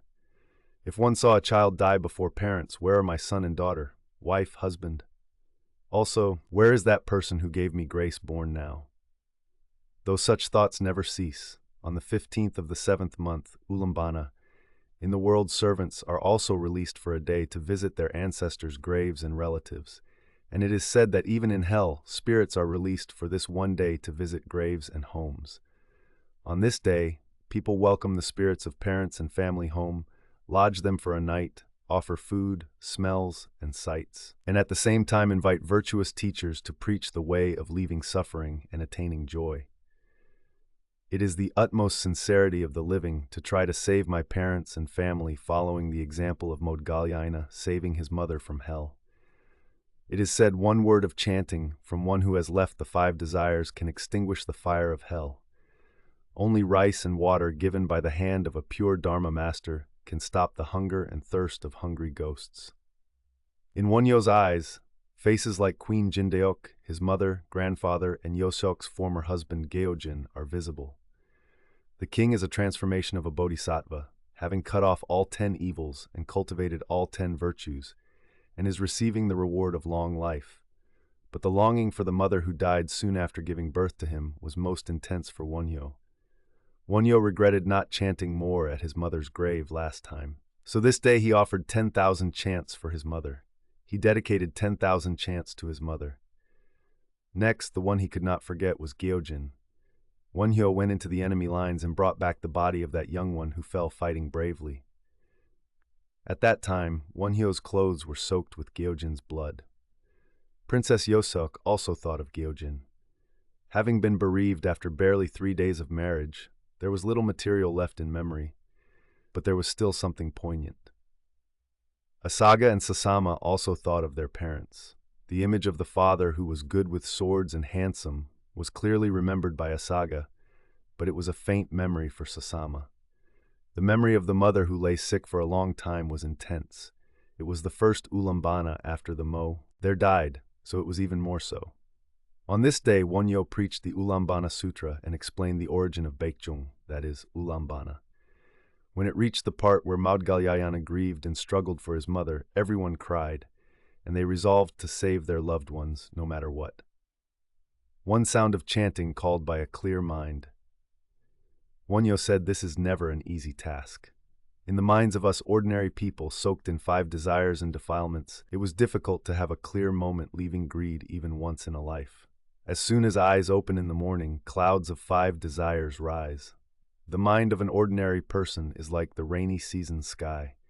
There is no time when clouds clear, and if blue sky is seen for a moment, soon black clouds cover it. Because there is not one word of clear chanting from the descendant, parents, wives, and children of many lives cannot escape eternal suffering. Wonhyo said this too. The mind that has left greed is like the mani jewel. Just as muddy water becomes clear immediately, if this bead is dipped in it, the five turbidities evil world also becomes clear with such a mind. If one mind of mine clears and attains Bodhi, all sentient beings of Sila will become bodhisattvas, and the whole land of Sila will become the pure land of ultimate bliss. Who has harbored such an intent? Wonhyo raised his voice like this. This word of Wonhyo was a shout to the people sitting here and countless spirits, and at the same time to himself. Me too. Me too. The princess and Uimyong vowed inwardly. Asaga and Sasama clenched their fists. They were rousing themselves. Even while eating on this day, they thought of their parents. Are the parents' spirits hungry? If born somewhere, are they living with good fortune? Or are they still wandering, not knowing where to go? May every grain of rice I eat become dharma power to see where parents are, and if fallen into evil paths, to save them. Even when walking in the yard, they tried not to let go of thoughts of parents. They blocked other distracting thoughts from entering. Knowing how difficult the offering of one word of clear chanting was, they felt even more that their hearts were full of holes. The sun set and night came. After the shower passed, the sky was clearly blue and the moon rose. The spirits must return to their places before the hour of the rat. The time approaches closely. Let us offer delicious things one more time and let them hear the Dharma before the spirits leave. New rice, steamer cakes, and water are offered, and collecting the mind even more, they chant, Namu Amitabha. The wish that this sound please become one clear chanting, so my parents and family of many lives leave the land of suffering and are reborn in the pure land, became more desperate as the night deepened. The wooden fish sounded tock-tock at the third watch of the night, and the full moon rose gradually. Only monks could offer food to eat and dharma to hear by calling masterless, lonely spirits. In the country, they sacrifice to the gods of mountains and rivers and masterless, lonely spirits twice a year in spring and autumn. And on Ulambana, they invite famous monks to hold a Baekjong ceremony and preach the Ulambana Sutra to save the dead and living, which is a great task. However, since the vow of all monks is to save all sentient beings, for them there is no intimacy or distance, only equality. This is called equality of grace and relation. There is no serving someone more and someone less. All sentient beings crying in evil paths are exactly like parents and family to a monk. It is said he never attains Buddhahood while there is even one among them not saved. Saving all sentient beings is the Bodhisattva's vow, and not sparing birth and death for many thousand lives for one sentient being is also Bodhisattva practice. However, lay people cannot do that. They had to pray for their families more than others. It is said parents commit 100 sins a day to feed and raise children, but they have no choice. Since that is also for others and not for oneself, even if it is a sin, it is a forgivable sin. The way to seek for lay people is to commit the minimum amount of sin. Monogamy is the minimum lust, and taking goods necessary for living and killing life is the minimum greed. Forming a family and accumulating maximum merit while committing minimum sin like this is the family life of humans. When this degree is exceeded, it becomes hellish karma. Just as one must starve due to a stomachache today if one overate yesterday, people poor in this life are all those who lived luxurious, greedy lives in previous lives. If one kills much in this life, one is born with a sickly body in the next life. The price of my lewdness comes to myself, and what follows my children forever is my karma. It is my karma that cannot be avoided even if tried. Karma is tied to my heel as an invisible thread and follows me anywhere. It follows to the grave, to hell, and even to the pure land. The record is detailed with not a hair's breadth of error, and the calculation is strict with no remission. The day this debt is completely stripped off is only the day one becomes a Buddha. Wonhyo sees. The people sitting around, Princess Yoshyuk, Sil Chong, etc., all have ropes of karma tied to their heels. The spirits gathered at the Ulambana assembly are like that. Sentient beings of the three realms and six paths are all like that. The retribution of evil karma covers their eyes so they cannot see the ropes of karma. So they boast loudly saying, "Where is karma? Where are past and future lives?" It is all empty talk. Just living as one pleases while alive is enough. Boasting like this, they create more and more hellish karma. While dying and being born, they fall lower and lower. Lifespans shorten, diseases increase, spirits become dull, and faces take on increasingly unlucky, destitute, and ominous looks. As such people increase, the country gradually declines and the world becomes increasingly difficult to live in. Such sentient beings create hell wherever they go. They make their house a hell, their village and country a hell, and thus make this world a hell. Yet their spirits become dull with greed, and they do not realize that all this suffering of hell is made by their own hands. Sentient beings, wake up to the law of cause and effect, Wonhyo shouted, beating the wooden fish as if to break it. Your suffering and joy are made by you. Today's suffering and joy are what you made until yesterday, and tomorrow's suffering and joy are what you made until today.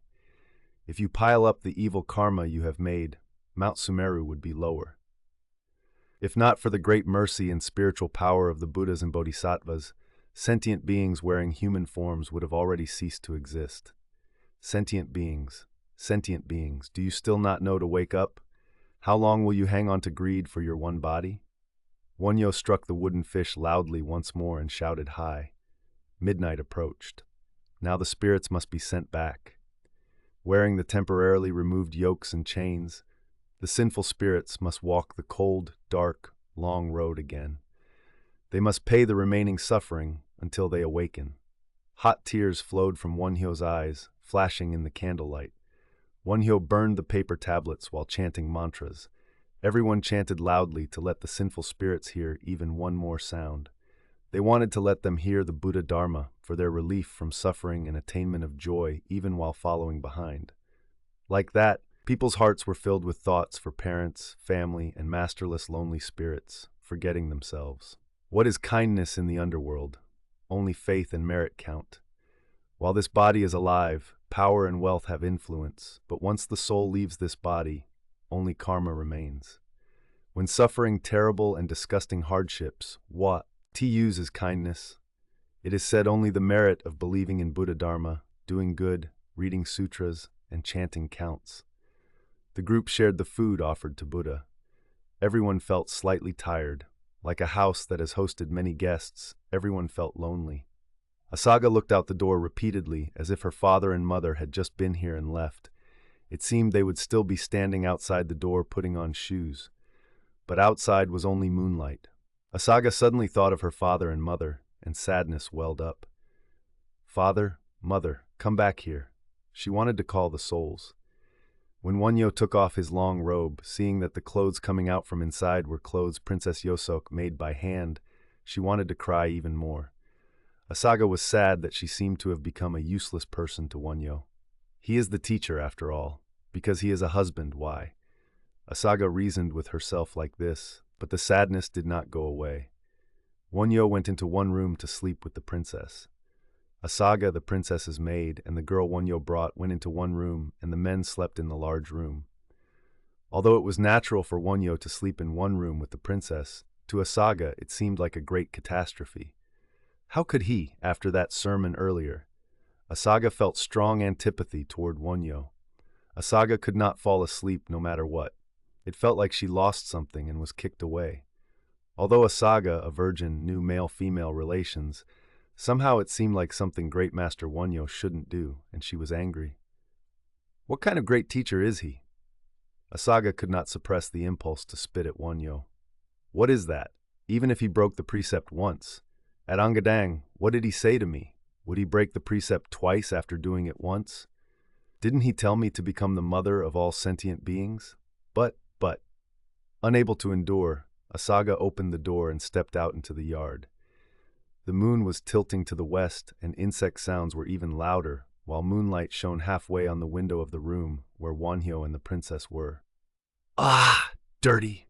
She turned her head away from Wonhyo's window as if saying this, and she walked aimlessly toward the stream. tigers or wolves might appear. Venomous snakes of the buckwheat season might be there. But none of that was scary.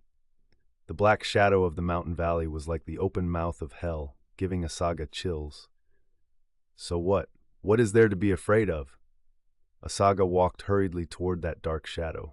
It was different from the walk to dig bellflowers and bonnet bellflowers, thinking of Wonhyo. The trickling water sound was no longer heard. Only the ominous owl sound was heard occasionally. When it went buhong buhong, Asaga still stopped with her hair standing on end.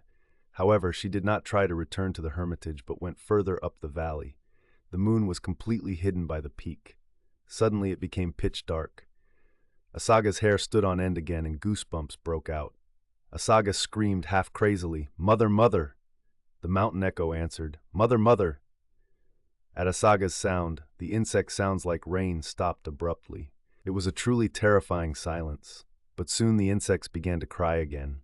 With the insect sounds again, it seemed like the same world as before. Asaga went further in without knowing where. The dew on the grass blades brushing Asaga's hot body was cold like ice. After going some way, it was a forest. Trees and grass were tangled so she couldn't find direction, and she bumped into trees whichever way she turned. It seemed to be a marsh, with grass growing over her head. It was pitch black. Starlight visible through branches seemed to make it darker. Fireflies flew and nightjars cried. The owl sound was still heard in the distance. Asaga instinctively tried to escape this dark forest. It seemed she just needed to return the way she came, but she couldn't know which direction that was. When Asaga felt all efforts to escape were in vain, she leaned against a tree nearby, clasped her hands on her chest, and shouted as loud as she could, "Mother, mother, take me." However, for some reason sound did not come out well, and there was no echo. Asaga knew mosquitoes were buzzing and attacking, but she had no energy to drive them away, and she collapsed on that spot without realizing it.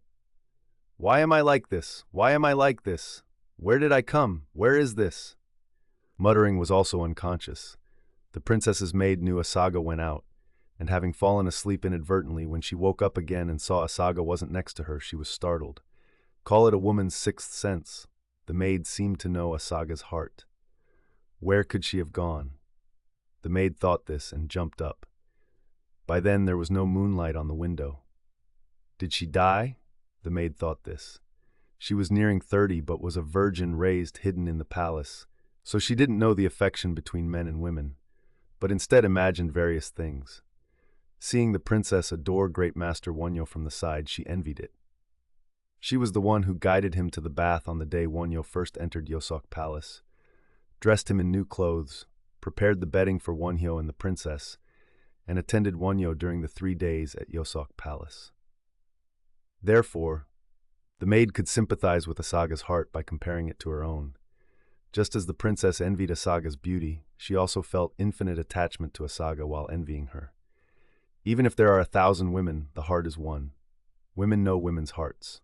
Loving, hating, envying, being jealous, this is it. Even if wisdom and status differ, the fundamental heart is one. Is it only women? Men are the same too. Men know men's will. Even seeing someone for the first time in life, men know men's will as if they came out from sleeping in one place immediately. Therefore, the maid knows the will of the princess and Asaga, and Uimyong knows Wonhyo's will. Young Sasama also guesses Wonhyo's will. Is it only the human heart? Animals, insects, and ghosts also have one heart and one will. Doesn't the sound of night bugs crying communicate to the heart of a sleepless person? The suffering of wanting to do but not being able, the suffering of not being able to avoid doing disliked things, the sorrow of not meeting the missed one or parting even after meeting, the suffering of two people facing one object and trying to make it their own. Human suffering and the suffering of birds, beasts, and bugs are all the same. Since it comes from one mind and one will, the minds of sentient beings are all one, whether 10 million eons ago or after. Therefore, if a noble person like the princess misses a handsome man, a lowly person like the maid does too. At this time, 10,000 shapes arise because one thought differs. People hoped Wonhyo would not be like other sentient beings, but they could not trust it. The maid believes Wonhyo is a wise teacher with high dharma power. But she thinks Wonhyo also eats since he has a mouth and bites since he has teeth. The maid's thought was correct. Didn't he beget Sol Chong? Then where is the law saying a second Sol Chong shouldn't be born this time? And where is the law saying he couldn't beget Sol Chong? The maid thinks like this. Thinking so, it seemed he was just the same man, not a special person. One strange thing the maid thought was that others all had husbands and bore babies, but only she remained without a husband forever. Living in one house with a husband seemed like the greatest joy. The maid wanted to do so very much, but she reached near 30 somehow. Giving one husband to Asaga, giving one husband to the maid herself, and Wonhyo living together forever as the princess's husband. If it became like this, it seemed the world would be at peace. But the world was not like that. Even in Yosok Palace, there were about 10 women without husbands like the maid. And inside the main palace, there were hundreds. Why is it so? Why are they like that? The maid thinks of this as an astounding question. Just as I thought. That's why Asaga ran away tonight. The maid muttered this inwardly and opened the door. The moon had already set and dawn was breaking brightly. The maid put on her shoes and stepped into the yard. The maid's eyes saw Wee Myung walking in the yard. He was pacing back and forth in the darkness as if counting footsteps, seeming unaware of anyone nearby. "Hello, monk." The maid went close to Wee Myung. "Hello." Wee Myung stopped tall. The maid thought Wee Myung was pacing like this, surely thinking of Asaga. Wee Myung was already wearing his robe and cassock. The maid thought he might have dressed formally because he couldn't sleep due to uneasy thoughts. The maid believes she sees right through Wee Myung. If Wonhyo is no different from her own heart, she thinks, what about the likes of Wee Myung? Thinking so, Wee Myung was not an awkward monk, but like a friend raised under one roof for a long time, so there was no awkwardness. "Do you know where Miss Asaga went?" the maid asked. "Miss Asaga?" Wee Myung's voice was clearly a surprised voice. "Yes, Miss Asaga is gone and not here." The maid sighed with worry. When and where did Miss Asaga go?" Wee Myung was very surprised. Wee Myung, like the maid, had not failed to imagine Asaga's heart. "Well, not long after putting out the lights after the ceremony, she opened the door and went out, so I only thought she was going to relieve herself and fell asleep. But when I woke up, she still hadn't returned. So I got up and came out wondering what to do." "Oh dear, this is big trouble." Wee Myung looked at the room where Wonhyo slept. It was quiet. Where could she have gone? The maid looked up at Wee Myung in the dark. Wee Myung's body moved as if unable to find a place. Wee Myung went outside Wonhyo's bedroom.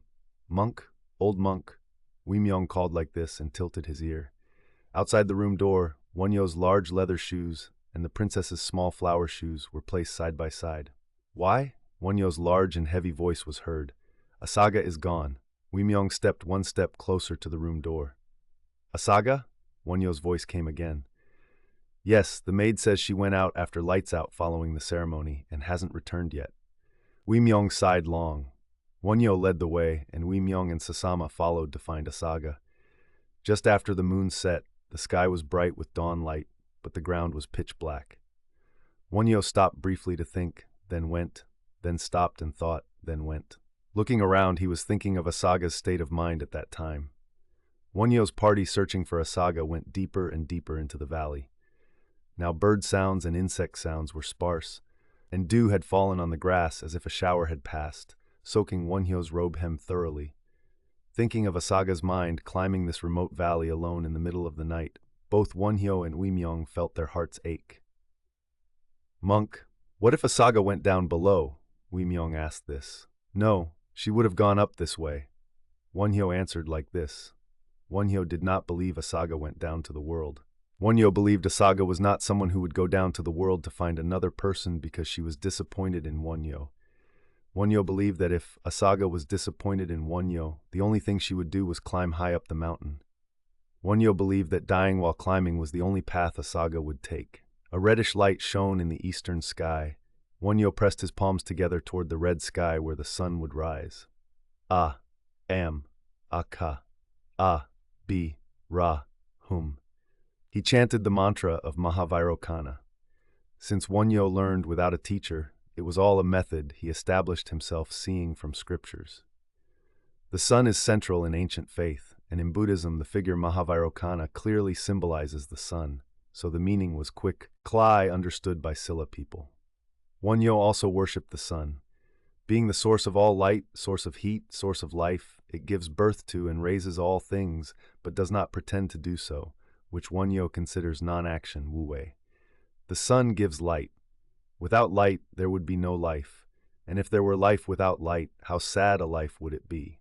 However, sometimes we cannot endure the brightness of that light. Sometimes it is so bright our eyes are dazzled and lose the power to see. If the sun poured all its light onto us, we would all burn up. Our body cannot withstand too great a light, so the sun sends only a little light for our sake.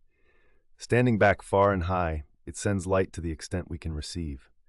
Just like a mother who does not give much rice to a baby, but feeds a little thin gruel. However, that light is not insufficient for us at present. With that light, our life is maintained, and it is enough for the grass we eat and live on and other living things we see and enjoy to bloom flowers and lay eggs. The sun is mother, Baba is mother. The sun is eternally the mother of us, the sentient beings of this world. The one representing the virtue of the sun in life is mother, wife, daughter, and sister. Among them, a beautiful and kind-hearted woman is the one possessing the most sun virtue. She has much divinity. Men make adoring women their life's work. As mother, as sister, as beloved, as wife, as daughter, they adore women all their lives. Man grows in the loving bosom of the mother and adores the loving bosom of the wife. Therefore, the passion with which he seeks a wife is the greatest passion he emits. He can burn his own life with his passion. Women manifest a frail appearance before men. They manifest a beautiful appearance. The mother shows herself being swayed even by a nursing infant. Tears are woman's nature. When she gets angry, she is imitating man. Just as the sun becomes the source of life force for all things, woman is the mother birthing life, and at the same time gives activity power that enables him to achieve difficult tasks. Because of this, Silla people were woman worshippers. This blood flowed in Wonhyo too. There are times when woman becomes a poison-destroying man and manifests the shape of an enemy. That is when man holds thoughts desecrating woman. Just as water is grateful, but when we think of water as an enemy and attack, water takes us as enemy and swallows us.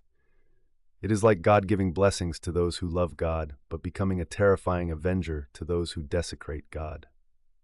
Silla people enshrine women in the inner room. The inner room is Angabanga, where the highest God is enshrined. Mother and wife are priestesses serving the highest God. Therefore, no matter how powerful a man, he cannot fight with a woman. No matter how young or lowly a woman, a man does not speak down to her. Silla's priests were mostly women, not to mention Gasanga, Jisang in modern terms, being women, except for Sadanga, mostly women were shrine keepers.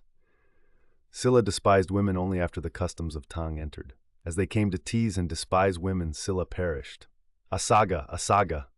Wonhyo, having finished pressing palms toward the east, called Asaga. The booming voice rang through the Dawn Mountain Valley. Asaga, Asaga. The echo also called Asaga. Asaga means the place where mourning is, that is, a person who received the spirit of mourning. Calling Asaga here was like calling the new light of heaven and earth. Wonhyo's sound faded, and the echo's response faded. Wonhyo tilted his ear for a long time, but there was no answer. Wonhyo called again, Asaga, Asaga, louder than before. This time the echo also responded louder, Asaga, Asaga, but there was no answer from Asaga. The redness of the eastern sky dyed the sky brighter as if answering on behalf of Asaga. Remaining stars twinkled. The longing for Asaga surged in Wonhyo's heart like morning sunlight. If Asaga appeared in front of him, it seemed he would spread two arms and lift her up. Sister, sister. Sasama also called Asaga with a boyish, pretty voice. Wonhyo looked around in all directions and walked quickly in one direction with confidence. Wonhyo felt Asaga's light emitting and fragrance wafting from that direction. There is no way light would not emit and fragrance would not rise from the body of a clean virgin not yet soiled by greed. If the light of the sun and moon floating in boundless void is visible to Wonhyo's eyes, there is no way Asaga's light would not be visible. If there is surely a place where Asaga is in this mountain, there is no way that fragrance would not smell anywhere in the mountain. However, the light and fragrance of God are known only to those with clear minds. We are in God's light all our lives, yet do not see that light, because the retribution of effort's evil karma covers eyes, making us blind, and not smelling God's fragrance is being dull of nose due to fishy smell. Wonhyo fears jealousy shaking Asaga's mind. If so, that cleanliness is soiled.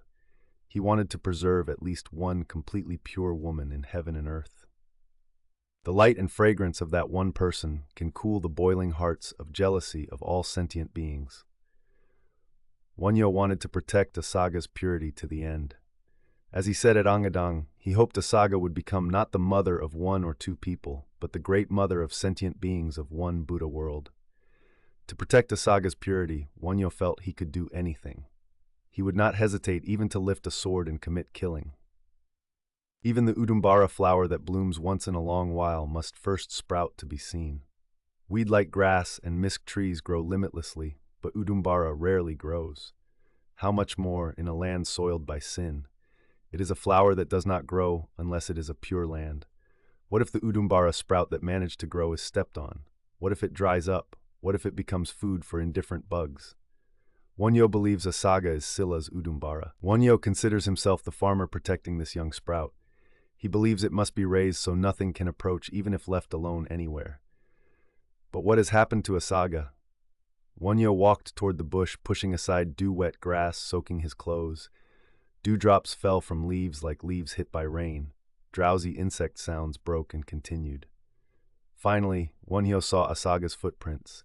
It was lying grass that looked stepped on by human feet. Who but a person holding sadness more bitter than death would pass here at night, or come here even in the day? The broken grass had not withered. Wonhyo stared at the footprints for a long time without a word. He was glad and resentful, and also sad, as if seeing Asaga collapsed wet with dew. Wonhyo, standing with one foot forward and one heel raised, staring at the ground, pierced Wimyong and Sasama's hearts. They also came one step closer and stared at the grass broken by feet. The three looked around to find where the footprints continued, but it was still dark. Wonhyo looked at the surrounding mountain shape and started walking again in the direction he thought Asaga's mind of going deep and high would have headed. It was a marsh, so the grass was deeper, and it was a forest of trees. Because the trees were dense, it was hard to see ahead. Wonhyo ordered Wimyong and Sasama to split into 3 lines and scour this forest, and once more, Asaga, Asaga. He tried calling, but there was no answer. A shadow of disappointment fell on Wonhyo's heart. It seemed Asaga was in this forest, but it seemed there would be no life left. It seemed Asaga would appear before his eyes as a corpse with no answer, no matter how much he called. Wonhyo listened to insect sounds and the sound of dewdrops falling from leaves, gathering his spirit in his eyes, and walked into the bushes step by step. Asaga! Wonhyo saw a whitish shape in front of his eyes. It looked like a person lying down, or a shape crew. Ching! Asaga! Wonhyo rushed toward that whitish place with the force of a tiger running through bushes. Tree branches shook and broke, making cracking sounds, catching on Wonhyo's rushing body. Asaga! It's Asaga! Asaga was collapsed, with her face on one arm and body curled up. Asaga! Wonhyo bent down and lifted Asaga up. Her neck and limbs hung limp without energy, but there was breath in her nose. Asaga! Wonhyo shook her while holding her as if waking a sleeping baby. At this sound, Wimyong and Sasama signaled. Oi! I found Asaga, so come out to the path we came earlier. Wonhyo shouted loudly. Asaga's body was thoroughly wet and cold like a corpse. Still, Wonhyo found Asaga in the darkness of the bushes. Wonhyo came out of the bushes thinking he would never lose Asaga again and looked into Asaga's sleeping face reflected in the morning light. Asaga! Asaga! Princess Yosok called Asaga, occasionally putting her mouth close enough to touch Asaga's ear. However, Asaga still did not regain consciousness. The princess took out medicine from her baggage and fed it to Asaga with sincerity. She ground incense and mixed it with her own milk to feed her, and the princess wiped the medicine flowing down Asaga's lips with quiet affection. Even if Asaga's recent action was jealousy, to the princess's mind it was beautiful and cute. Not to mention, speaking of it, the true and hot affection of Asaga, who showed her yearning for Wonhyo on her face, yet thought of killing herself, moved the princess to tears. Women know women's hearts. The princess seemed to understand Asaga's heart thoroughly. Asaga, Asaga. The princess touched Asaga's back and head with affection no different from that for Sel Chong. The princess receiving Asaga whom Wonhyo carried, changing her into her own clothes personally, washing her hands and feet in hot water, all flowed naturally from affection. There was no speck of hate or resentment on Asaga's sleeping face. It was the expression of a peacefully sleeping baby. Is there room for even a speck of evil to hide in such a face? The princess thought this. The princess seemed to see something transcending male-female affection in Asaga's love for Wonhyo. While she viewed Wonhyo as a man, wasn't Asaga adoring Wonhyo as a bodhisattva? When seeing Wonhyo coming down the mountain holding Asaga in two arms, momentary anger arose in the princess's mind. But when Wonhyo came close in front of the princess saw something in Wonhyo's face she hadn't seen before. It was light. Wonhyo's body was emitting a light unseen before. This light extinguished the fire of jealousy rising in the princess's chest. Red color returned to Asaga's lips and a flush to her pale cheeks. The princess thought the soul-returning incense she fed with sincerity exerted its power. The princess quickly put her mouth to Asaga's mouth and flowed saliva in. This was the third time. If she did not revive after flowing saliva in 3 times, she would cut her finger and flow blood in. It means sharing my life with you. Asaga's mouth touching the princess's mouth was warm this time. Asaga's lips moved. Asaga, Asaga. The princess touched Asaga's 2 cheeks and shook gently, calling in a low voice. Asaga opened her eyes. They were eyes of a child waking from sleep. Asaga, you revived. The princess rubbed her cheek against Asaga's cheek and cried. Asaga felt the heat of the princess's tears on her flesh. Asaga also lifted 2 arms and hugged the princess's body. Asaga, Princess Mama, the two exchanged words like this. There were no other words. It was this very day. At sunset, a strange person came to Muayam, which later came to be called Goseonsa Temple. He was a beggar wearing rags with countless holes. He saw Uimyong standing in the yard and asked in informal language, "Is Wonhyo here?" His face was so dirty it was impossible to distinguish if he was young or old. "Yes, he is here. Who are you?" Uimyong answered politely, wondering what this beggar calling Great Master Wonhyo like a child's name was. "Tell him to come out here a bit." There was dignity in that beggar's voice. Wonhyo was putting on shoes. He came to the beggar's side, pressed palms together and bowed, but the beggar did not return the bow. "Our cow that used to carry scriptures has died. Won't you come bury it with me?" The beggar said this to Wonhyo. Seeing Wonhyo hesitate, not knowing the meaning, the beggar smiled and said, "You have been close enough to nobles and beauty, so it's time to see poverty and filth. Also, isn't the work to be done here already finished?" He spoke like this. Wonhyo immediately went in and packed. "Where are you going and when are you coming back?" At the princess's words, Wonhyo said, "I do not know where I go nor when I come," and followed the beggar out of the hermitage. "It is late, so have dinner." Uimyong followed out. "If the sun sets, the moon rises, doesn't it?" The beggar answered like this. "When are you returning?" Uimyong asked anxiously. "Ho, you don't even know. No going, no coming, also no staying. Wukwuju. There is no going, so where is returning?" Again the beggar answered, "This small monk will escort you too." At Uimyong's words, the beggar said, "Your legs hurt so you won't be able to follow," and did not even give Wonhyo a chance to speak. And the beggar and Wonhyo went down the mountain as if flying. Uimyong tried following for a while, but indeed could not keep up. Wonhyo walked all night following the beggar. Wonhyo also realized his pace became several times faster than usual, but it was hard to follow the beggar. At dawn, Wonhyo realized they reached the capital. Wonhyo was dragged into a small house in Mensenbukri. There were 4 or 5 beggars gathered there. None of the beggars were whole. Some were one-eyed, some had crippled arms, or otherwise hunchbacks or cripples. There were old ones and young ones. Wonhyo raised hands to press palms together to pay respects to the beggars, but the beggars just smiled or nodded, and no one returned the bow. "Here, come in here. My mother's body is here, so come in and give precepts and chant sutras." The beggar said this. This beggar's name is Paybok, Snake Boy. If called quickly, it becomes Baimbogi. Bok is the same word as Baga, a word calling a man beautifully and highly as son of Ba. In Silla, Saga is also attached to men's names. It means son of the Sa god. It is the word Seok now. According to legend, Paebok was a son born to a widow, and he could not stand up or speak until 12, so he came to be called Byambogi. The widow who gave birth to Paebok lay sick for a long time, neither recovering nor dying, and since Paebok also couldn't use his body, beggars gathered to feed them. When Paebok became an adult, he somehow became a beggar boss and made a living catching and selling snakes, thus becoming the ancestor of snake catchers in later generations. In the Silla capital Seorabeol, which had descended for over 1,000 years from Sangaganga, snakes and large snakes flourished and occasionally harmed people. Not only that, calling snakes Sarasan or Bamasan, there was a superstition that touching them brought great punishment and serving them well brought fortune, so the people dared not touch them. Because of this, snakes flourished to the extreme. Paebok took his subordinate snake catchers to catch snakes teeming in the capital to eat or sell as medicine. Houses infested with snakes invited Paebok.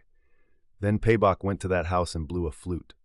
Hearing Paebok's flute sound, snakes came out and drank the wine Paebok gave until full, got drunk, and fell over.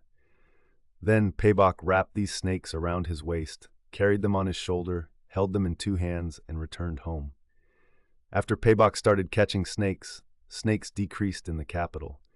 Rumor says snakes lift their heads when they see Paebok, waiting for Paebok to reach out and grab their necks.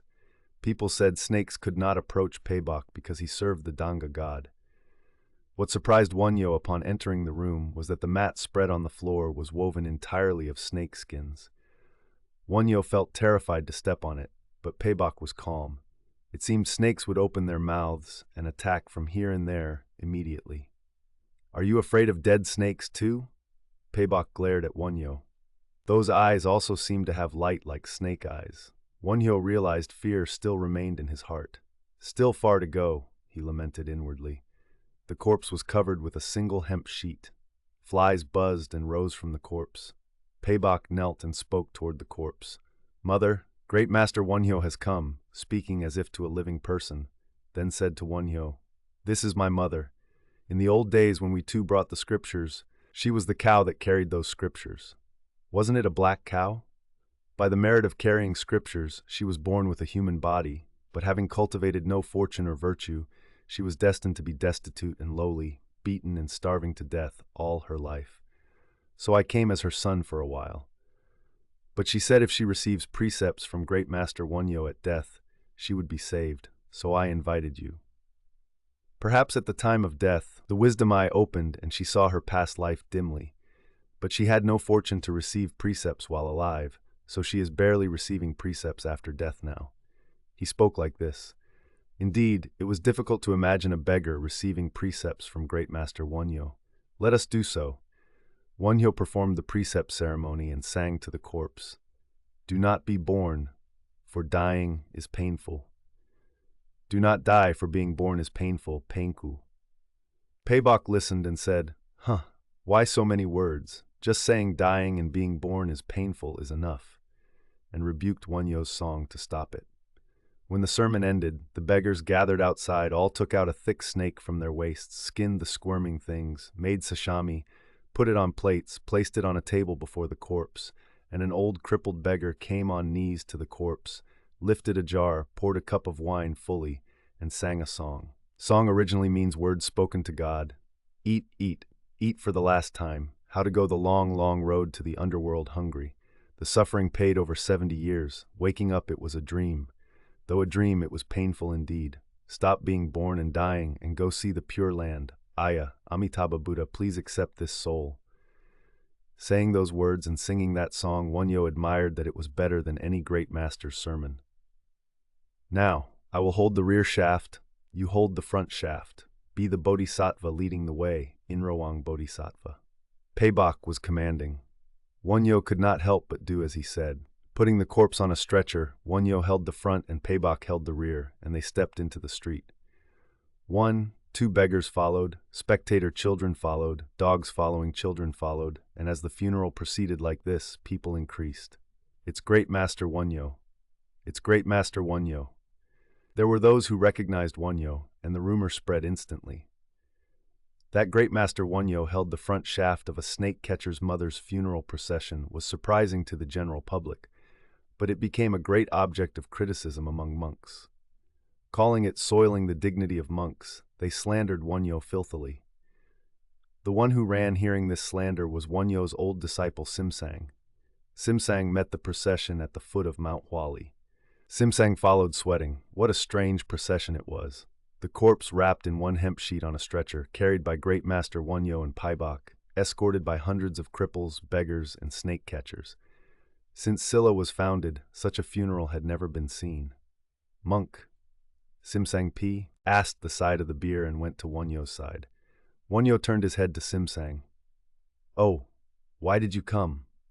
"Monk, big trouble." Simsang lowered his voice as if reluctant for other beggars to hear. "What big trouble?" "The crowd at Bunwangsa Temple has risen up saying they won't leave the monk alone this time, and sent circulars to Wangyongsa, Hongyunsa, and all big temples in the capital, saying they will get rid of the broken precept monk Wonhyo. Furthermore, saying he became a snake catcher, committing killing and soiling the religious gate, and not knowing what not to do, he even becomes a pallbearer for a snake catcher's mother. Saying they can't leave him alone this time. They will probably flock here. Tell them all to come. What will you do if they come? Wouldn't they come to their mother's funeral? They should come and add even a spade of soil." "Who is their mother?" "I mean this funeral right now is their mother's funeral." Simsang was startled at Wonhyo's words, and he thought of the story that Shakyamuni Buddha bowed to a rolling skull on the road, saying it was a past parent's skull. So Simsang's anger subsided, but he worried how to block the violence of the young monks who would flock soon. However, looking at Wonhyo, he was composed. Beads of sweat flowed from his forehead and soaked into his robe. "Monk, please take off the robe and cassock." Simsang pitied him and supported one shaft with his hand. "Shouldn't one wear robe and cassock for Buddha's funeral procession?" Simsang had nothing more to say. Here. Paibok stopped tall. Wonhyo also stopped. They put down the corpse. The beggars dug a grave pit with the spades they carried. "Dig so 2 people can enter," Paibok commanded like this. "2?" A beggar was surprised. "My mother hated parting from me all her life, so I must escort her." Paibok said this calmly and lifted the corner of the sheet to look at his mother's face. The beggars dug 2 pits as ordered. When the pits were ready and they were about to lower the coffin, sure enough, hundreds of monks were seen flocking, each holding a club. "Wait a moment. Let's lower the coffin when those mourners all arrive." Wonhyo said this. The monk mob rushed like a tide. When Wonhyo raised 2 hands to press palms together, the monks also threw their clubs and pressed palms together in unison. However, in the next moment, the monks felt angry, and all picked up their clubs.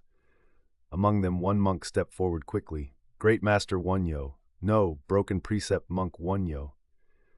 As he approached Wonhyo, another monk blocked him and said, "What Great Master Wonhyo? What monk Wonhyo? He already committed sexual misconduct with Princess Yosok, breaking the precept against unchastity, and killed snakes, breaking the precept against killing, and now wearing robe and cassock carries a snake catcher's mother's bier." As he said this, a beggar stepped forward and confronted him. "What? Say what you just said again." "Oh, you lowly beggar dare to insult a Shramana monk? Shramana? If Shramana, you should have mercy and no arrogance. Listen, you are the ones who hate sentient beings and envy those better than yourselves, so you violated the precept against killing. You do not cultivate the way you should, but lie in high houses, eating rice, and clothes made by sentient beings toil without paying. So this is theft, and you violated the precept against stealing. Outside is wrapped in robes, but inside is full of lust. So you do anything with your mind when seeing passing women. So you violated the precept against sexual misconduct, doing everything lay people do through the back door while pretending to be Shramana. This is deceiving the world, so you violated the precept against lying, already forgetting cause and effect and making karma with greed, anger, and ignorance. So you are guys who violated the precept against drinking. Seeing your conduct is detestable, you deserve to be beaten to death with C. Lubs right now. So what Shramana are you? You call us beggars and snake catchers, but we are people who eat what others throw away and catch snakes others hate to live. so we keep right livelihood and right action more proudly than you. Seeing your conduct is disgraceful, I should smash you right now, but since there is a Buddhist ceremony, I forgive you, so be quiet and just chant." At these words, the monks were speechless, and seeing the murderous look of the gathered beggars, they all flinched. Moreover, hearing such a sermon from the mouth of a beggar they thought of as a bug, they could not help but be surprised. Taking advantage of the angry monks flinching, Paibok said, "Now the time has come. Everyone stay well. I owed much to many friends in this life. Let's meet again at Maitreya's assembly." After bidding farewell to the beggars, he turned to the monks and said, "Various monks, gathering like this at my mother's funeral is all old karma. In the old days at the assembly of Kasyapa Buddha, we all studied together. Even then I died first, and great Master Wonhyo remained behind to teach the various monks. And now at the assembly of Shakyamuni Buddha, we meet again like this. Hard it is to be born with a human body, and hard it is to meet Buddha's Dharma. Human life of 100 years is like a flint spark, disappearing as soon as seen. So Buddha's sons, busy, busy. Time is busy. Is there time to argue right and wrong of others and fight like this and that?" And Paibok raised his voice further. "Buddha's sons, everyone look at your toes," he shouted. At this sound, the monks were startled and looked at their toes, and out of nowhere, venomous snakes raised their heads flashing, flicking their tongues, and attacking one snake per person. "Eek!" They all screamed in surprise and fear, and stepped back. Seeing this scene, Paibok laughed loudly and said, "Karma following you is like that venomous snake. Be awake." After saying this, the snakes in front of the people vanished. Paibok stood in front of his mother's corpse, looked at the crowd, and recited a verse. "Wang sok sok gabul para suganip yol ban, ugem yok yu yo pija, yok ipyon huajangegwan." In the past, Shakyamuni Buddha entered nirvana between two sal trees, and now there is also one like him wanting to enter the vast lotus storehouse world. And he carried his mother's corpse on his back and entered into the pit. Regarding this, the Samguk Yusa records, after finishing speaking, he pulled out a grass stem. Below was a world, bright, clear, and empty, with 7 jewel railings. It was not a human world. Paibok carried the corpse and entered together. The ground suddenly closed. At dawn he returned. According to this, it was not digging a pit, but Paibok pulling out a clump of grass, and there was a magnificent world and a good house underneath, so he carried the corpse and entered there. Although Doryangsha Temple, built by later people for Paibok, held a divination ceremony, Jeomchal Ho, every March 14th, March 15th is not a day related to Paibok, but the day of Great Master Jinpyo's enlightenment. The Divination Sutra was received by Jinpyo from Maitreya Bodhisattva at the inconceivable room of Byeonsan. After the funeral ended, the beggars knelt before Great Master Wonhyo's feet. One old beggar among them stood up and said, "Please preach the Dharma to us. Our group also has not long to die, so please teach us how not to fall into evil paths and how to live the remaining life." Our group followed Paibok and lived until now, but Paibok never preached Dharma to us, and seeing various unprecedented things happen here today, we cannot help but feel fear on one hand and surprise on the other. We pray, generate compassion, and clearly tell us the true way. And he lifted a stone and hit his own head, and other beggars followed and did the same, so blood flowed from heads to the ground. Wonhyo had never seen anyone seeking the way with such desperate sincerity. Wonhyo had heard in words and seen in books the method of repenting old evils by breaking heads with stones and breaking limbs by falling from high places, but this was the first time witnessing it. Seeing the group of beggars shedding blood and tears, the monks also knelt as if pressed down on their shoulders by some force.